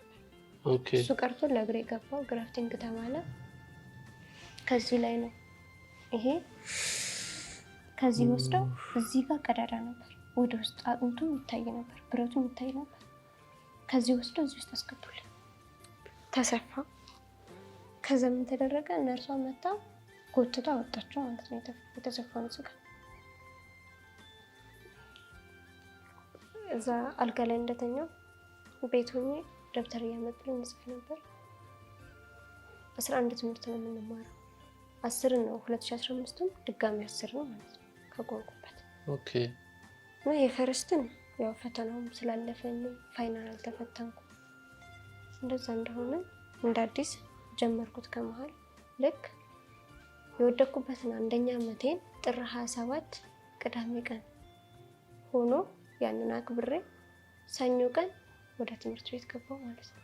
2 እጄ እንደዚህ ተደግፌ ዊልቸር አቆምኩኝ፣ ክራንች አቆምኩ፣ በራሴ እንቅስቃሴ ጀመርኩ። ቀም ደስ አለኝ። ግን ምንም ነገር እንዲች በእጄ ማንሳት አልችልም። ምንም ነገር አልችልም። ሰው ተደግፌ ነው የምሄደው። እግሬ በየደቂቃው ቶሎ ቶሎ ያብጣል። ቶሎ ቶሎ በትራስ መቃናት ነበረበት። ግን ግዴታ መማር አለብኝ ብዬ ብዙ ሰው እየጮህብኝ ሄድኩኝ። በየደቂቃው ቶሎ ቶሎ ፀሐይ ላይ ነው መውጣት አለብኝ። ኦኬ። እግርሽ ድኖ ነው? አሁን ዳነ። ያኔ እንደተሰራ ስፌቱ ገና አልተፈታም። ሳይፈታ ነው ወደ ትምህርት ሄድኩት። ትምህርት ሄድሽ? አዎ። ህዳር 15 ነው የወጣሁት ሆስፒታል። እኔ ወደ ስፌቱ ሳይፈታ ጥር ላይ ሄድኩኝ ትምህርት ማለት ነው። እሺ። እዛ ተማሪዎቹ እንዴት ነው በፊት ላይ የነበረኝ ማንነትና እዛ ቦታ ላይ ድጋሚ ሲገናኝ የነበረው ማንነቴ ፍጹም የተለያየ ነው። ያኔ እንዴት ነው በጣም ኃይለኛ እንደፈለግኩ ወጥቼ ገብቼ ነው። በዛ ላይ በጣም ወፍራም ነኝ። ሁሉ ነገር ይለያል። ዛሬ ላይ ግን የሰው እርዳታ ሻለኝ። ሁሉ ነገር በሰው ቁጥጥር ውስጥ ነው። ምንም ነገር ብፈልግ በራሴ የማደርገው ነገር የለም። ያኔ ወንዶች እንዳይቀርቡኝ ስፈልግ የነበረው ዛሬ ላይ ግን ግድ ሆነብኝ። ሴቶቹ ከሄዱ ግዴታ ወንዶቹ እነሱ መደገፍ ነበር። እንደዛም እንደሆነ ለመድኩኝ እና ያኔ ያገኘኋቸው ተማሪዎች በጣም ነው የምወዳቸው፣ በጣም ነው የማከብራቸው። ጥሩ፣ መልካም፣ በጣም ደጎች እህትና ወንድም ሆኑ። እንደዛው እንደሆነ አንድ ቀን እየተማርኩ አንድ ቀን እየቀረሁ ነበርና ትምህርት ቤት ውስጥ ገባች ሲባል ሙሉ ተማሪ ውሎ ነው ጋር ነበር። መጣች ሲባል ሁሉም እኔ ጋር እና እንግሊዘኛ መምህር የተመደበችልን ምን አለች? ሁሉም አንቺ ጋር የሚመጣ ለምንድን ነው? ከፈለግሽ አሁን መተሽ አይደለም ከ3 ከ4 ወርደሽ መከስከስ ትችያለሽ አለች። እንግሊዘኛ መምህር ናት፣ ሴት ናት። በጣም ከፋኝ፣ ተስፋ አስቆረጠች። እኔ ድኛለሁ ብዬ ትምህርት በጀመርኩ በ4ኛው ቀን አካባቢ ነው እንደዛ ያለች። እንደዛ ስትለኝ አለቀስኩ እና ለምን ተጠየቀች እና ሁሉም ተማሪ እሷ ጋር ለምንድን ነው እየመጣ የሚውለው አለች። ውጤቴን እንደማታስተላልፍልኝ ነው ነገረቻቸው። የፈርስትን የ2014 ውጤት ወደ 2015 እንዲመጣ ነበር የተደረገልኝ። ኦኬ። ከዛ ፋይናል ሳልፈተን በአሳይመንት ሁሉም መምህራኖች አሳይመንት ሰጥተው ሲያካክሱልኝ እሷ ግን እምቢ አለች። ከዛ ፋይናል ሳልፈተን አሳይመንቱ ሳይጨመር የማስታወሳቸው ትምህርቶች እንግሊዘኛ በቃ ኖርማል እንደ የተጠራቀሙት ከ60 64፣ ባዮሎጂ ራሱ በጣም የምወደው ትምህርት ነው። ከ60 81 ነበር። በጣም ትኩረት የምሰጠው እሱ ትምህርት ላይ ነው። ማጥናት የምፈልገው ሜዲሲን ነበር። ትኩረት እሱ ላይ ነበር። ሁሉም ሲቲዝንም እንደዛ ብቻ በጣም ከፍተኛ። እኔ ፋይናልን ባልፈተን ማለፍ የምችልበት ውጤት ላይ ነበርኩ። ያ ነገር ደግሞ ተስፋ ሰጥቶኛል። ከዛ እንዴት ነው እነሱ የፈርስት ውጤት ተሰርቶ ተሰጥቷቸው ደረጃ ተነግሯቸዋል። እኔ ገባሁ እና ድጋሚ መሰራት ይኖርበታል ተባለ እና መምህሯ ደግሞ የሌሎቹ ተማሪዎች ውጤት አይበላሽብኝም፣ የእሷ እንደተበላሸ ይቀጥላል። ከዛ ግን የአንድ ሰው ብቻ እንትን አይጸናም እና እግዚአብሔር ፈቅዶ እንደገና ውጤት ተሰራ። እሺ። እና ያው ፋይናል ውጤት ምንም ነገር ሳይገባ ሁሉም በዛችሁ ባለኝ ላይ ሲሰራ ወዴት መጣ? 19 ከ60 ምናምን አልተማርኩም። ምንም እንትን የለውም። ያው ጎበዝ ከዚህ ቀደም የሰበሰብሽው ነጥብ ስለነበረ መጥቶ ይገባላቸው እንጂ ፋይናልም አልተጨመረም። ምንም የገባኝ ነገር የለም። ከዛ አንፃር አሪፍ ነው ምናምን አሉ። ከዛ ግን በቃ ወጥሬ ተማርኩ። እየቀረውን ብቻ መምህሯም እየሰደበችኝም ቢሆን በጣም ኃይለኛ ተጽዕኖ ፈጥራብኛለች። አሁንም ድረስ ፈርታለሁ። ለምን ልጠላሽ ማለት በዛ ደረጃ አንቺ እንዴት ነው ወንዶቹ አሁን ክላስ ውስጥ ይረብሻሉ፣ ግን እኔ ጋር ሲደርሱ ምንድነው ለሴት ልጅ መሰጠት ያለበትን ክብር ለኔ ሰጥተውኛል። እንደውነቱ ማለት ነው ከባከቡኛል። ቢሮ መሄድ ስፈልግ አንዱ በዚህ ደግፈው፣ ሽንት ቤት መሄድ ብፈልግ፣ መውጣት ብፈልግ፣ ፀሐይ መሞቅ ብፈልግ የክላስ ወንዶች ተማሪዎች በብዛት ሴቶቹም እንደዛ እና ከዛ ውስጥ ምንድነው አሁን ላይ ፍጹም ተከታታይ ድራማን የሰራ ልጅ ነው አሁን ጸጋዬ፣ እሱ ነበር አንደኛው። ሁለተኛው ጋሹ የምንለው ጥላሁን፣ ናኦድ፣ ዳዊት፣ አብርሃም ነበሩ እና እነዚህ ልጆች ለእሷ ትኩረት አላቸው። እሷ ጋር ምን አይተዋል? ጦርነት ጀመሩ ማለት ነው። ከዛ ውጤታቸውን የእነሱንም የእሷንም አላስተላለፍም ማለት ነው። አንቺን የረዱሽን? አዎ እንደዛ እንደሆነ እንደምንም በቃ በጣም እየከፋኝም ባዮሎጂ መምህር ያዘር ስትለኝ እንደ እናት ነበረች ባዮመምህራችን እና ብዙ ጊዜ ሲከፋኝ እኔ መቀመጥ የምፈልገው ሰው የሌለበት ድምፅ የማልሰማበት ወይ ሳር የበዛበት ወይ ድንጋይ የበዛበት ቦታ ላይ ነው። ከሰው መቀላቀል አልፈልግም ሲከፋኝ እና ሜዳ ላይ ሄጄ ቁጭ ነበር። በዛ ሰዓት መታ ታወራኛለች እና እኛ እናናግራታለን እና እንትን እና እነሱም ለምንድን እንደዚህ የምታደርጋት እያሉ ቢሮ ድረስ ይሄዳሉ። ከዛ አልሆነም ተሰራልኝ። ውጤቴም ተሻሽሎ 10 ጨረስኩ። እፎይ ብያለሁ። በቃ እኔ ከዚህ በኋላ ሆስፒታል የለኝም ብዬ ነበር ማስበው። ተመልሼ ወደ ሆስፒታል ገባ። ምን ተባለ? ኢንፌክሽን ፈጥሯል እግሯ። የግራ እግርሽ? የቀኝ እግሬ የተሰራው የካቲት የተሰራው ጥቁር አንበሳም የተሰራው ስህተት ነው፣ ኢንፌክሽን ፈጥሯል ተባለ። መዳን አይችልም እና መሰራት አለበት። በጣም ተሰማ። እኔ ዳንኩ ብዬ ጨርሻለሁ። ኢንፌክሽን ፈጥሯል እንደገና ግቢ ተባልኩኝ። እሺ ገባሁ። አሁንም ረሱኝ ዶክተሮች ትዝ አይደለም። ከዛ ምን ነው የሚሰራው? ብረቱ መቀየር አለበት ተባለ። ከዛ ካስገቡኝ በኋላ ለሷ የሚሆን ብረት እዚህ የለም ተባለ። ብረቱ እሷ እግር ውስጥ መግባት ያለበት ብረት እዚህ የለም አሉ።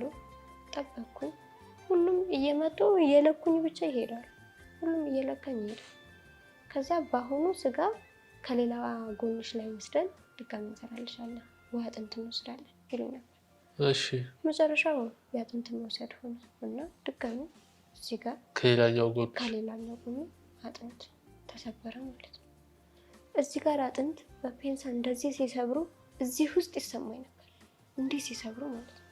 የዛ ሰዓት የዶክተሯ ቸልተኝነት ሙስሊም ናት፣ ጾም ነበር ስትሰራ እና ደግማት ይሁን እንዴት እንደሆነ አላውቅም፣ ብቻ ሲኒየር ናት። ለዛቲ በጣም ሲኒየራቸው ናት። ስትሰፋኝ ጋውኗና ስጋዬ አንድ ጋር ተሰፋ፣ አጥንቱን ከሰበረች በኋላ እና አንድ ጋር ተሰፍቶ እንዲህ ጨረስኩ ብላ ስትሄድ የኔም ስጋ ብሎት ተጎተተ። ከዛ ልብሴማ አይቀደድም ብላ ስጋውን መቁረጥ ጀመሩ ማለት ነው። እየተሰማኝ ነው ልብሷ እንዳይቀደድ ብላ ነው። ልብሷ እንዳይቀደድ ስጋዬም እንደገና ተቀደደ ከተሰፋ በኋላ ማለት ነው። ደግሞ ማደንዘዣው የሚሰራው ከዚህ በታች ነው። የተሰበረው ግን እዚህ ጋር ስለነበር ስሜቱ አለ። እየሰማሁ ነው። መርፌ ሰውነት ውስጥ በቃ ገብቶ ሲወጣ ክሩ በስጋዬ ውስጥ እስከሚያልፍ ድረስ ኃይለኛ ፔን ነበር። በጭራሽ ልብሴ ጋውን መነካት የለበትም ማለት። ከዛ ስጋዬ ተቀዶ እንደገና ተሰፋ፣ ገባልኝ፣ ተሰራ። ይሄኛው ሲሰሩችኛ የአሁኑ ስፌት ነው። እሱን ሲሰራ ነው ይሰራል በዚህ በኩል። እንደዛም እንደሆነ ይሄኛው እግሬ ሲታይ አይድንም፣ ሲታይ አይድንም፣ ሲታይ አይድንም። ያብጣል ልብጣቱም እንዳለ ነው ሲታይ። ይሄኛውም ስህተት አለው ተባለ። እሺ ከዛ ምንድነው ስህተቱ ሲባል ብረቱ አጥንት ስላልነበረ ቡለኑ የታሰረበት አንድ ቡለን ነው እና እሱ ደግሞ ቁርጭምጭሚት ውስጥ ገብቷል ተባለ። እንዴት ነው መታጠፍ አይችልም፣ እንዲሳጥፍ አሁንም አይታጠፍም። ገብቷል ወደ ውስጥ አይታጠፍም። አሁንም አለ ማለት ነው። አለ ሁለቱም ብረት እንዳለ ነው። ግን ይሄኛው ከተቀየረ በኋላ ኖርማል ሆነ። ቶሎ ያው ወደ ታች በደንብ ዝቅ ብሎብሻል እንትኑ በጣም ገባ። እንዴት ነው አንድ ዶክተር ነው በቃ ያንተን ኬዝ የያዘውን ዶክተር የምታገኘው የሰራህ ቀን ብቻ ነው። ከዛ በኋላ አንተን የሰራህ ዶክተር ፍጹም አታገኘው። የተለያየ ዶክተር ነው በየጊዜው ትሪት የሚያደርገው። ማንኛውም ዶክተር የተሰማውን ነው ነግረው የሚሄደው እና የመጀመሪያ ጊዜ ፓራላይዝ ነሽ ብሎ የነገረኝ የጥቁር አንበሳው ዶክተር ድጋሚ ያገኘኝ ግራግሬ ላይ ምን አለኝ? ስትረግጪ እያየሽ እርገጪ፣ መንገድ ላይ ብረቱ ተሰብሮ እዛው ልትቀሪ ትችያለሽ። እንዳትጫወቺ፣ እንዳትሮጪ፣ ምንም ነገር እንዳታደርጊ። የትም አትሄጂ አለ። ሌሎቹ ዶክተሮች ምን ይሉኛል? በደንብ ተራመጂ፣ ስፖርት ስሪ፣ ምክንያቱም አጥንትሽ ከአጥንትሽ ጋር መገጣጠም አለበት ይሉኛል። ሁለት ሀሳብ ነው ብረግጥ። እኔ ስጋቴ ምንድነው? በደንብ ካረገጥኩኝ ብረቱ ይሰበርና የትም እቀራለሁ። ካረገጥኩኝ ደግሞ ሁሌም ብረቱ ክፍት እንደሆነ ይቀራል፣ አጥንት ያገጣጠም። ቆይ ብረቱ ያን ያክል በጣም ስስ ነው እንዴ? ሲሰሩ ከዚህ ጀምሮ ወደ ውስጥ ነው፣ ግን በቃ ታች ደርሷል እና አይታጠፍም፣ ይዞታል። ቀጥ አድርጎ ይዞታል፣ መታጠፊያው ላይ ይዞታል። ኦኬ። ግን ደግሞ አጥንቴ ስለተራራቀ በደንብ ስረግጥ ይሄንን ወደ ታች ደርሶ መገጣጠም አለበት ይባላል። እንደዛ እንደሆነ ይቀየር ተባለ። እሺ በይቀየር ተስማማ። ከዛ ግን ዶክተሮች ሲያምታቱ በዚህ ጊዜ ይቀየርሻል ሲባል በዚህ ጊዜ ይቀየርሻል። ካልሽየም በየወሩ ካልሽየም ግዴታ ይታዘዝልኛል። 30 ፍሬ ነው የሚያዙት። የ3 ወር ቀጠሮ ሲሆን 90 ፍሬ ይታዘዝልኛል በየወሩ ማለት ነው። የ3 ወር ሲሄድ እንደዛው እየጨመረ በጣም በዛ ላይ ብሩ በጣም ከፍተኛ ነው። እንዲህ ዝም ብላ ወጥተን እንደማንኛውም መድኃኒት አትገዛም ወይ የትም ቦታ ላይ አታገኘውም። ጤና መድን ስትል ደግሞ ምንድነው ጤና መድን ስታሳያቸው የለም ይላል። በጣም መድኃኒቱን ለማግኘት ከፍተኛ እንትን ነበር። እንደዛም እንደሆነ ግን ሳይቀየር ጊዜው እየተራዘመ ነበር። በቃ እነሱ ግማሹን ቀይራለን እና ግማሹ ደግሞ ይሄንን ማን ይሰራል እንደዚሁ ቀጥይ፣ ግማሹ ቢከፈት ትጎጃለሽ ይለኛል። ከዛ ምናምን መጨረሻ ላይ በዚህ አመት 2016 ሆስፒታል ዝም ብዬ በቀጠሮ አሳለፍኩት። ያው ገብቼ ሳልተኛ ማለት ነው። ኦኬ። እየተማሩ ሳልተኛ አሳለፍኩት። አሁን ጥር አካባቢ ስሄድ በዚህ አመት አጥንት ድጋሚ እንውሰድና እንስራልሻለን። ከሁለቱም ጎኔ እኮ አጥንት ተወስዷል። ከየት ነው የሚወሰደው ስለ ከሁለቱም ጎንሽ ምንም አይነት አጥንት አልተነካም አለኝ ዶክተር። ከዛ ደነገጡ። እኔ ሰውነቴን ያዝኩት እያለው እሱ ዛሬ መጥቶ እንደዛ ሲል እንዴት ሁለቱም እኮ ስፌት ነው ስለው አልተነካም፣ እኛ ካንቺ ምንም አይነካም ነገር የለም። ከዛ ሳይዩት ሁለቱም ጎኖቻችን ስፌት ነው፣ ስለዚህ በቃ ከጉልበትሽ ላይ እንሰብራለን አለ። ከጉልበቴ ላይ ተሰብሮ እንዴት እቆማለሁ ስለው እግርሽ ከብት ከሚቀር እንደዛ ይሻላል አለ። በየጊዜው የሚነግሩኝ ነገር በጣም ያስፈራኛል። አለቅሳለሁ፣ እመጣለሁ። ለቤተሰብም ለማንም ይሰለቻል፣ ይደክማል። ከዛ በቃ መማሪ ትርጉም የለም ብዬ አሰብኩኝና ዶክተሬት ማጥናት የምፈልግ ሴት ተስፋ የቆረጥኩት ያኔ ነው። እውነት ዶክተር ሆኜ እንደዚህ የማደርግ ከሆነ አልማር ይቅርብኝ አልኩ። በጣም ተጽዕኖ ፈጥሮብኛል። ከዛ ደግሞ በአንድ በኩል ምን አስባለሁ፣ ዛሬ ላይ ለእኔ እግር መበላሸት ብዙ ዶክተሮች ምክንያት ቢሆኑ ነገ ላይ ይሄን ነገር ማሻሻል አለብን ብዬ እነሳለሁ። መሆን የምፈልገው የአጥንት ስፔሻል ዶክተር ነው። እሱን ነው ማጥናት የምፈልገው። እንደዛም እንዳለ አጥንት እንወስዳለን እንዳሉ ድጋሚ ቀጠሮ ሲሄድ የመዳን ምልክት ስላሳየን ከዚህ በኋላ ከተከፈተ ጭራሽ የመዳን እድል እንደሌለው፣ ሳይከፈት ከቆየ ጉዳት ቢኖረውም የመዳን እድል ግን እንደሚኖረው ነገር ጉዳቱ ጥቅምም አለ እና አንደኛው ዶክተር ፍጹም መቆየት የለበትም፣ ብረቱ ተከፍቶ ሌላ መቀየር አለበታል።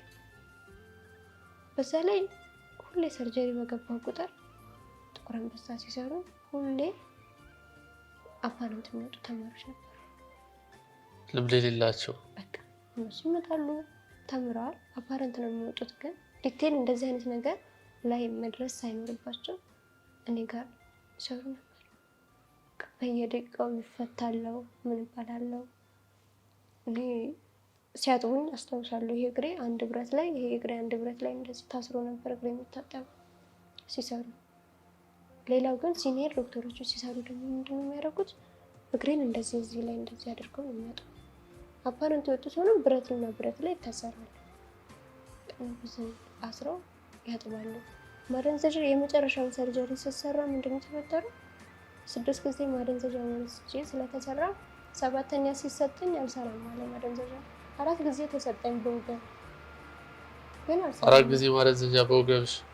4 ጊዜ ሲሰጠኝም አልሰራም አለ። በቃ ፊል ያደርጋል ተመልሶ ተመረጡም አይሰራም።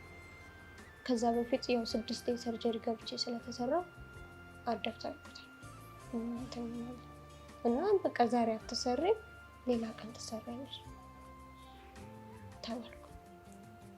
እሺ እመለሳለሁ። ከዛ ደግሞ አውልቄው ወጥቼ አሁንም ዶክተሩ መጥቶ ሊወስደኝ ሲል አንደኛው ዶክተር ይመጣና አይ እሷ ዛሬ አትሰራም ትመለስ፣ ሌላ ቀን ትሰራለች ይባላል። አስቡ፣ ሰርጀሪ ነገ የምትሰራ ከሆነ ምግብ የምትበላው እስከ 2 ሰዓት ነው ማታ ድረስ ማለት ነው። ትንሽ ፈሳሽ ነገር ነው እስከ ሌሊቱ 10 ሰዓት ድረስ መውሰድ የምትችለው። እኔ ትሰራለሽ እያሉኝ 2 ቀን 3 ቀን ያጾሙኝ ሳልበላ ማለት ነው። እጠብቃለሁ እኔ አልብላ ልሰራ፣ ምክንያቱም ተሰርቼ መቆም የምፈልገው። እንደዛ ይሆነ ዛሬ አትሰሪም ይባላል፣ በቃ ትብላ ይላሉ። ልክ የሆነ ሰዓት ላይ ይመጡና እንደበላው ሲያውቁ ልንሰራሽ ነበር እኮ በላሽ እንደ ብለው ጥሎኝ ይሄዳሉ። ከዛ ማታም ይመጣል አንደኛው ዶክተር ነገ እንዳትበይ ይለኛል። ማታ አቆማለሁ መብላት።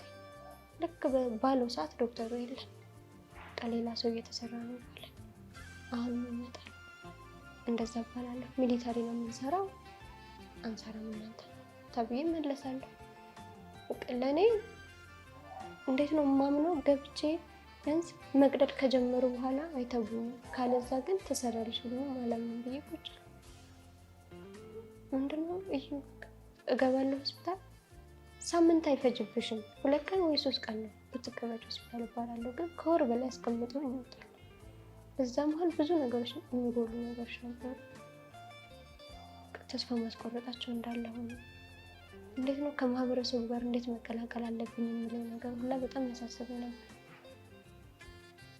በፊት ያለ ማንነት እና ዛሬ ላይ የምታገኘው ማንነት ህብረተሰቡ ጋር እኩል አይደርስልህም። ያ ሰው ካንተ ምን ይጠብቃል? ሁሉም እሷ ናት እኮ በሄድኩበት ቦታ ደግሞ ሲወራ ሰማለሁ። ከመሻሌ ትምህርት ቤት ከፎቅ ላይ ወድቃ ይባላል። ሶሻል ሚዲያ ላይ ተለቆ ስለነበር ይወራል። ከዛ እኔ ነኝ አለን ነገር ሆኖብኝ ዝም እላለሁ። ከዛ ጥቁር አንበሳ ምን ሆና ነው ምናምን ሲባል ሲነገራቸው እሷ ናት እንዴ ምናምን ይታያል። ምኑ ነው የሚተርፈው? ያ ይመጣ ምኑ ነው የሚተርፈው?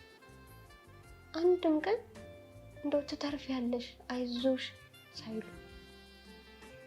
ማንም ትቆሚያለሽ ብሎ አልጠበቀም። ግን አንዳንዴ ፈጣሪ ህይወት ብሎ ከሰጠ ህይወት ምንም አልሆነ የፈለገ ፈተና ቢገጥምህ ያንተ ህይወት ከሆነ ከተጻፈለት ትኖረዋለህ። ከሱ የተሰጠን አንዳንዴ አሜን ብለህ ስትቀበል ታሸንፋለህ። እኔ በቃ ያኔ ይሄ ለምን ምን አጥፍቼ ነው ኃጢአቴ የበዛው? ምን ባጠፋ ነው እንዲህ የምትፈተነኝ ነበር። ግን ዛሬ ላይ ሳስበው እንኳንም በሌላ ሰው አልሆነ ያ ሰው እኔ ሆንኩት ይሆን ነበር። እንኳንም በራሴ ሆነ ነው በቃ በሌላ ሰው አለመድረሱ። እኔ ራሴን ሳስበው ሁሉ ከኔ እኩል ጉዳት ደርሶባቸው የገቡት እግራቸውን ተቆርጠው ወጥተዋል። ይሞቱ አሉ። እንደኔ መትረፍ ያልቻሉ አሉ።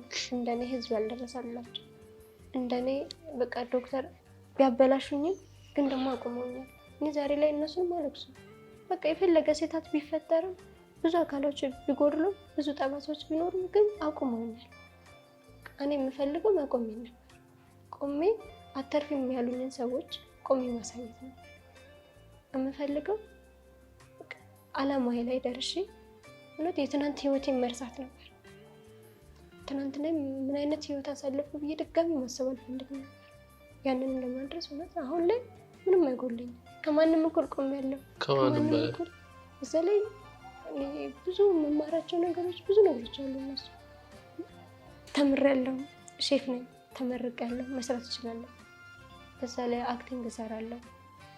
ምንም ዳይሬክቲንግ አሁን ከእግሬ በኋላ ነው እንጂ እነዚህ ነገሮች ላይ የቀዘቀዝኩት ሁሉንም ነገር መስራት እችላለሁ። ምንም ከብደኛ ነበር።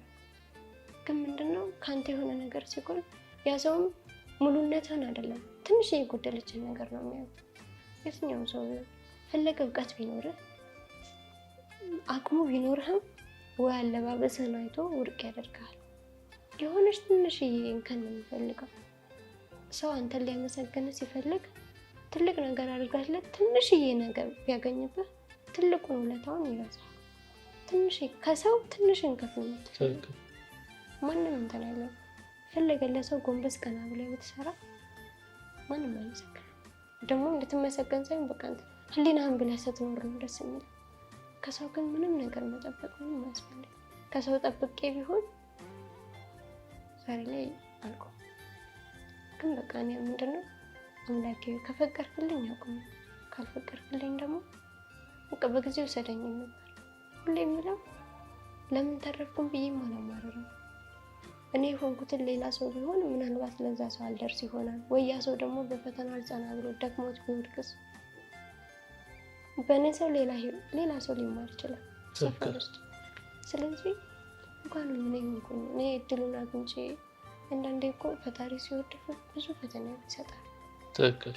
ግን ሲፈትንህ እንዴት ነው ከነመውጫው ነው ይሰጣል እንጂ መቼም ወድቄ እንዴት ነው ፈጣሪ እኮ ወድቀህ እንድትቀር አይፈልግም። ያነሳል። እኔ በትምህርት ሀሳቢ እንዴት ነው 8 ዓመት ዶክትሬት ማጥናት፣ ከዛ በኋላ ለኢትዮጵያ ትልቅ ባንድ ራሴን እዛ ቦታ ላይ ማግኘት ፈልገው አርቲስት እሱን መሆን ፈልጋለሁ። መጽሐፍ እጽፋለሁ። እንዴት ነው አንዳንዴ ችግርና ፈተና ሲበዛ ጽፈህ ቁጭ ስታደርገው ፈልገህ ሳትፈልግ ሁላ ለአንተ የሚገባህን ቦታ ታገኘዋለህ። ትክክል። እና ደግሞ ሰው ዶክተር የሚሆነው ፈጣሪ ዶክተር ትሆናለህ ብሎት አይደለም፣ ተምሮት ነው። የሆነ ለአንተ የተፈጠርክበት ዓላማ ይኖራል። ግን እንዴት ነው ዓላማህን አንተ ለተፈጠርክለት ዓላማ አንተ ካልኖርክ ፈጣሪ ግዴታ ከመሬት አንስቶ እዛ ሊያደርስ አይችልም። ፈጥሮሃል፣ ዓላማ ሰጥቶሃል። ያንን ነገር ጠንክረህ መስራት ግዴታ ነው። ትክክል። እኔ ጋር ስመጣ እንዴት ነው ብዙ ዓላማዎች እንዳሉ ሁሉ እዛ እንዳልደርስ ብዙ ነገሮች ያግዱኛል።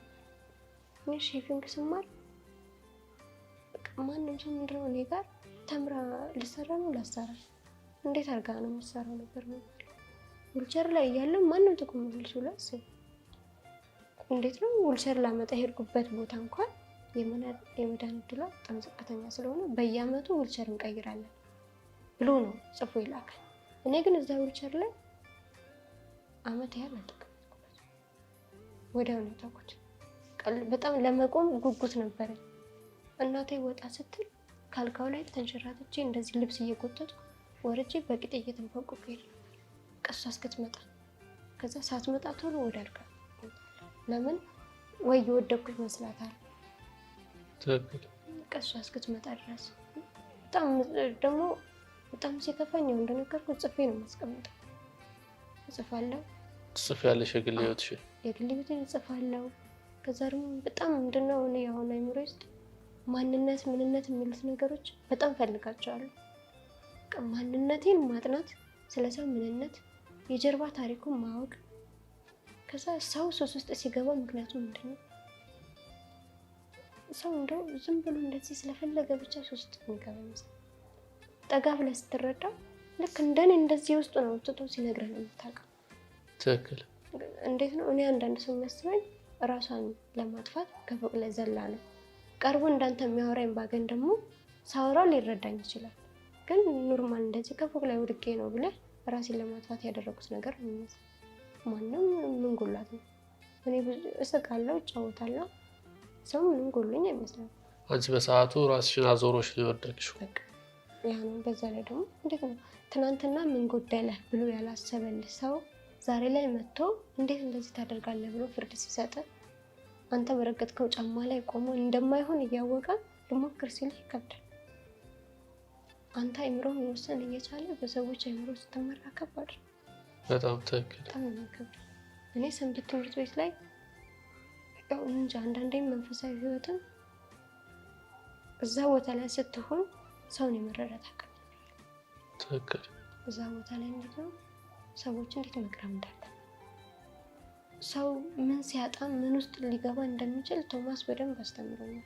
እኔ እናትም አባትም እህትም ወንድምም ታላቅም ታናሽም ጓደኛም ምንም ሆኖ ነው ያስተማረኝ። ምንም ሆኖ በደንብ አውቆኛል። እኔ ከእናት ከአባቴ በላይ እሱ ያውቃል። በደንብ የሚያውቀኝ እሱ ነው፣ የሚረዳኝም እሱ ነው። ከሱ ቀጥሎ ደግሞ አንተዬም እንደኩያ ሁለታችን እሱን ያሳደገን ብዬ ነው የማስበው። አንዳንዴ በአይምሮ የሚያነጻ ሰው ስታገኝ እኔ ጋር አሁን 2 አይምሮች ናቸው ሁለት። በሰው የምገፋበት አይምሮ አለ፣ በራሴ እንድቆም የሚያደርጉኝ አይምሮች አሉ። አሁን ላይ ግን በሰው መመራት የሚባለው ነገር ሽንፈት ሆኖ ነው የሚታየው። ሰው የራሱ አይምሮ እያለ በሰው መመራት ሽንፈት ነው። ትክክል። ለዛ ነው እኮ ከህይወት ትማሪያለሽ። አንዳንዴ ያለህበትን ህይወት የኔ ህይወት ነው አሸንፈዋለሁ ብለህ ስትነሳ በየቤቱ ብዙ ነገር ይኖራል። ከኔ ባሰ በጣም ትልቅ ታሪክ ይኖራል። እኔ ግን ምንድነው አባቴን ዛሬም አላገኘሁም። ለእኔ እናቴ ያለች ቢሆንም ያኔ ብትሄድም ዛሬ ላይ ግን አግኝታኛለች፣ እዚያ ያደርሳኛለች። እነዚህ ነገሮች አልፈዋል። እኔ በሰዓቱ እላው ላይ ፈተና ሁሌም የሚከብድህ ቦታው ላይ ስትሆን ነው። ካለፍከው በኋላ ግን ስቃ ነው የምታነሳው። ቦታው ላይ ስትሆን ታለቅሳለህ፣ ስታልፈው ግን ትስቃለህ። ጥቁር አንበሳን በቃ አሁን ለቀጠሩ ሲሄድ ያኔ እኮ እንዲህ ነበርኩ ብዬ ነው በቃ አልቅሻለሁ፣ ግን አልፏል። ብዙ ሰው ውስጥ ላይ ራሷን ስታ እኮ ከፎቅ ላይ ወድቃ ነው ሲባል ግማሹ ምንድነው ጓደኛ ይዛም ቢብላት ነው። ሆስፒታል ውስጥ በዛ ደረጃ ይወራ ነበር። ብዙ እነዚህ አሮጊቶች ምናምን ከጎን የተኙት ሰው ያለው ብላ ነው፣ እንደዚህ ብላ ነው፣ የዘመን ልጅ ምን አጣሁ ብለሽ በዚህ ደረጃ ይናገሩ ነበር። ያ ነገር ሲደጋገም ቤተሰብ ጋር ተጽዕኖ ይፈጥራል። እኔም ማለቀው ነገር አለ ወይ ቤተሰብ ያንን ነገር ማሰብ ጀምራል። ያ ሰው እኮ እዛ ጋር አወራ እንጂ ነገ ላይ ሆነ ነገር ቢጎልህ አያሟላለህ። ትክክል። አያውቅም። ያገኘ እዛ ቦታ ላይ ነው። በዛው ልክ ደግሞ ህሊናው አዞት፣ ሰብአዊነት አዞት ለአንተ ህይወት መቆም ዋጋ የሚከፍልልህ ሰው አለ። ለእኔ ከ8 ሰው በላይ ደም ሲሰጡ ነገ ትከፍለናለች ብለው አይደለም፣ ሰብአዊነት ነው። በዛው ልክ ደግሞ እዛ ጋር መጥተው እንደዛ ብለው ሲናገሩ እኔ ምንድነው የአንዱን ሰው ጥፋት በአንዱ ሰው ልማት እሽረዋለሁ። አንተ ከጎዳኝ እሱ ከጠቀመ፣ እሱ ቢጎዳኝም እሱ ጠቅሞ ነው። አንዱ ስላጠፋ ሌላኛው የሰው ልጅ አይወቀስም። በቃ አልወቅስም። እኔ ለትናንት ህይወት የመበላሸት እናትና አባቴ ስለተለያዩ እነሱ አልወቅስም። በቃ ህይወቴ ነው፣ አምኜ ተቀብዬዋለሁ፣ ኖሬዋለሁ። ሌላ ሰው ቢሆንስ እንኳንም እህቴ ያልሆነች እህቴ ብትሆን እህቴ እኮ እንደዚህ ሆናለች ብዬ ነው የማነሳው። ስለዚህ ሁሌም ነገሮች ሲፈጠሩ አምላኬ ክፉም ሆነ ደግ በሰው ላይ ሰው እኔ ላይ አድርገው በእኔ ይለፍ ነው የምለው። አሁን በቃ አስተምሮኛል፣ አልፌያለሁ። እና ደግሞ ፈጣሪ መቼም እንደምችል አውቀው ነው እንጂ እንደማልችለው በቃ ይሄን ሁሉ ፈተና አይሰጠኝም ነበር እላለሁ። ትክክል። እናቴም አሁን በጣም ነው የሚያማት። እኔ ከወደኩ በኋላ እንደውም ምንድነው ይበልጥ ጭንቅላቷ እየተጨነቀ ይመጣና ጩኸት ሲበዛ በጣም የሰው ድምፅ መስማት አትፈልግም፣ በጣም ትጨነቃለች። እሷ ያልተንከራተተችበት ሆስፒታል የለም። ኮሪያ ሆስፒታል፣ ጥቁር አንበሳ፣ ሚኒሊክ፣ የካቲት፣ ሁሉም የግል ሆስፒታሎች ሁሉም ጋር ሚኒሊክም ተኝታ ትወጣለች፣ ጥቁር አንበሳ ተኝታ ትወጣለች፣ የካቲትም ተኝታ ትወጣለች።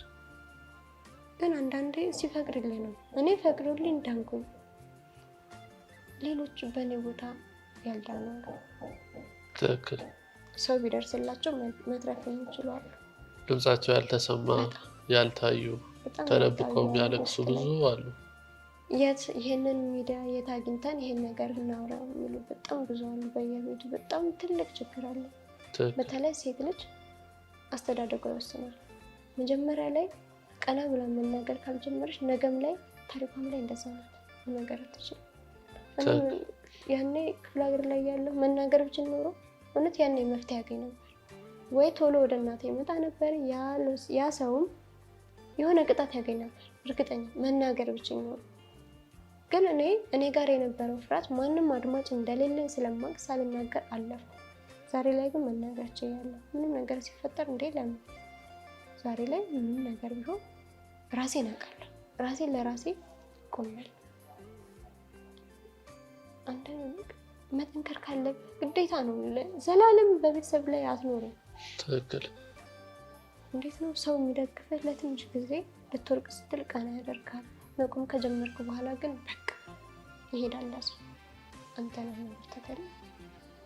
በዚህ ሰዓት አንቺ ከጎንሽ በዛ ሰዓት ላይ በታመምሽ በተጎዳሽበት ሰዓት ላይ አንቺን ሲያወግዙ የነበሩት ተስፋ ሲያስቆርጡሽ፣ ህልምሽን ሲያጨልሙ፣ እንደዚሁም ደግሞ ሲገፉሽ የነበሩት ሰዎች እንዳሉ ሁሉ በዚህ ሰዓት ደግሞ ሚዲያ ላይ ወጥተሽ ስትናገሪ ተመልካቹ ነው በአንቺ ህይወት ታሪክ እያለቀሰ አዝኖ ከልቡ የሚራራልሽ ብዙ ሰው አለና በዚህ በአንድ ጎን ላይ መጥፎ ሰው እንዳለ በአንድ ጎን ደግሞ ቀና ሰዎች አሉ እና ይሄ ምንን ያሳያል?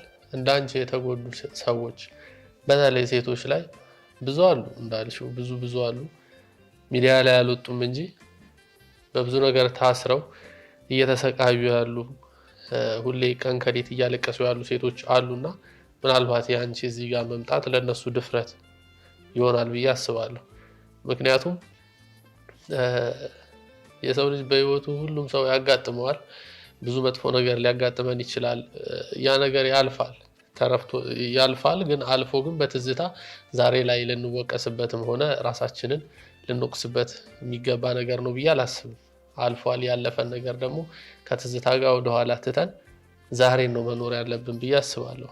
ወደፊትን ደግሞ እንደ ህልም እያሰብን ለዛ ነገር ደግሞ አንቺ ትልቅ ትምህርት ሰጥተሻል። ምክንያቱም ጎበዝ ነሽ፣ ጀግና ነሽ፣ ጠንካራ ነሽ።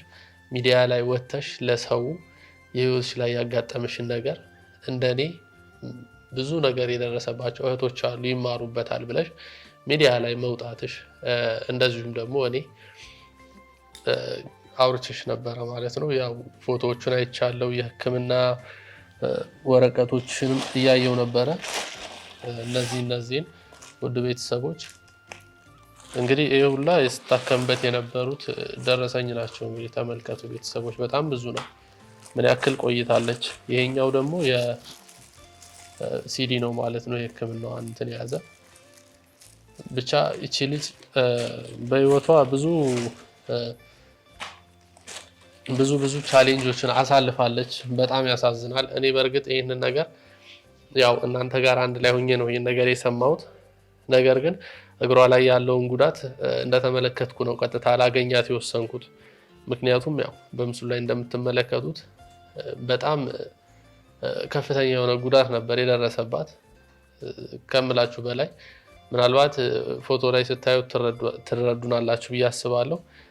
አሁን ላይም ደግሞ የሚስተካከል ነገር አለ። ወደ ቁርጭምጭሚቱ አካባቢ የቀኝ እግሯ ላይ እንደዛ ነው ያልሽኝ አይደለ? ያልተሰራ ስብራት አለው።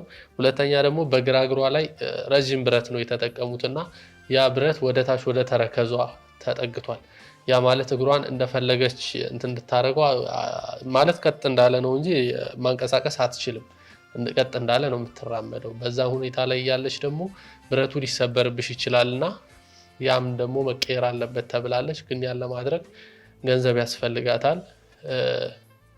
እንግዲህ እቺ ልጅ ይህን ሁሉ ነገር እያለፈች ያለችው በዚህ ሁኔታ ላይ እያለፈች እንኳን ትምህርቷን ነው የምታስበው፣ መማር ነው የምትፈልገው።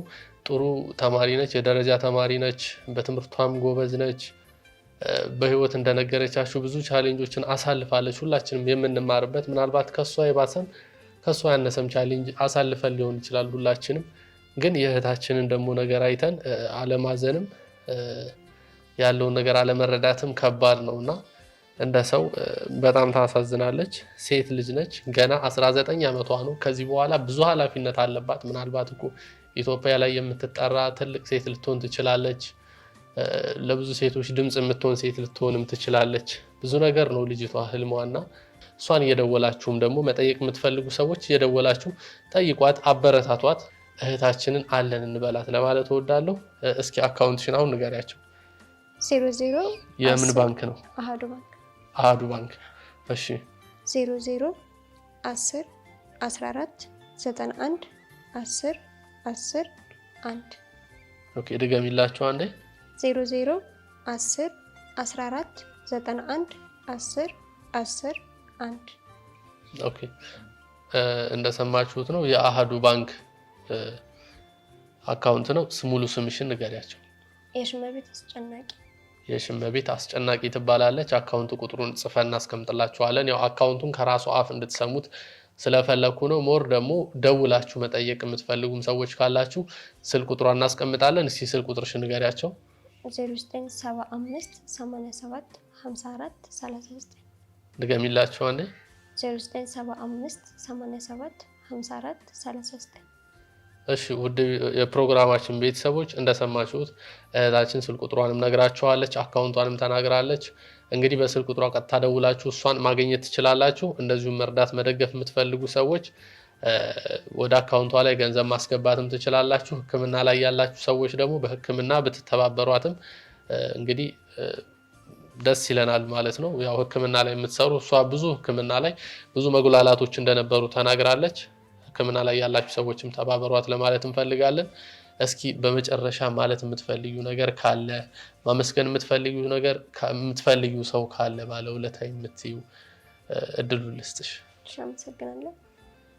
ማለት የምፈልገው እንደኔ ጉዳት ያለባቸው ሰዎች ወጥተው ያውሩ። ይሄ የመጀመሪያው መልእክቴ ነው። ወጥተው ያውሩ በነፃነት። ማንም የነሱን ህይወት አይኖርም እና ራሳቸው ለሚኖሩት ህይወት ሰው እንዲወስንላቸው አያደርጉ። ራሳቸው የራሳቸውን ህይወት ቆመው ያውሩ። ሌላው ማመስገን የምፈልገው በመጀመሪያ እናቴ እና ደግሞ ያሳደገኝን አስጨናቂ ታደጉ በጣም ማከብረው የምወደው አባቴ ነው። ከወለደኝ በላይ ባይወልደኝም ከወለደኝ በላይ ሆኖ ያሳደገኝ እሱ ነው። ለዚህ ህይወት ያበቃኝ እሱ ነው። እሱ ባይኖር ኖሮ ምናልባት ሌላ ሰው ቢሆን እዚህ ላይ አልቆምም ነበር። ሌላው በሰንበት ትምህርት ቤት ደረጃ ጠንካራ ህይወት እንዲኖር ያደረገኝ ወንድሜ መምህሬም አባቴም የምለው ቶማስ ተስፋዬ ባህሩ፣ ሁለተኛው አንተነህ ዲያቆን አንተነህ አይነ ሁሉ፣ በትምህርት ቤት ደረጃ መምህር አማረ ዘውዱ፣ ሞገስ ኃይሉ እንግሊዘኛ መምህሬ። ልብ እናመሰግናለን። በቀጣይ በሌላ አዲስ ፕሮግራም እስከምንገናኝ ድረስ መልካም ጊዜ ይሁንላችሁ፣ መልካም ቆይታ ይሁንላችሁ።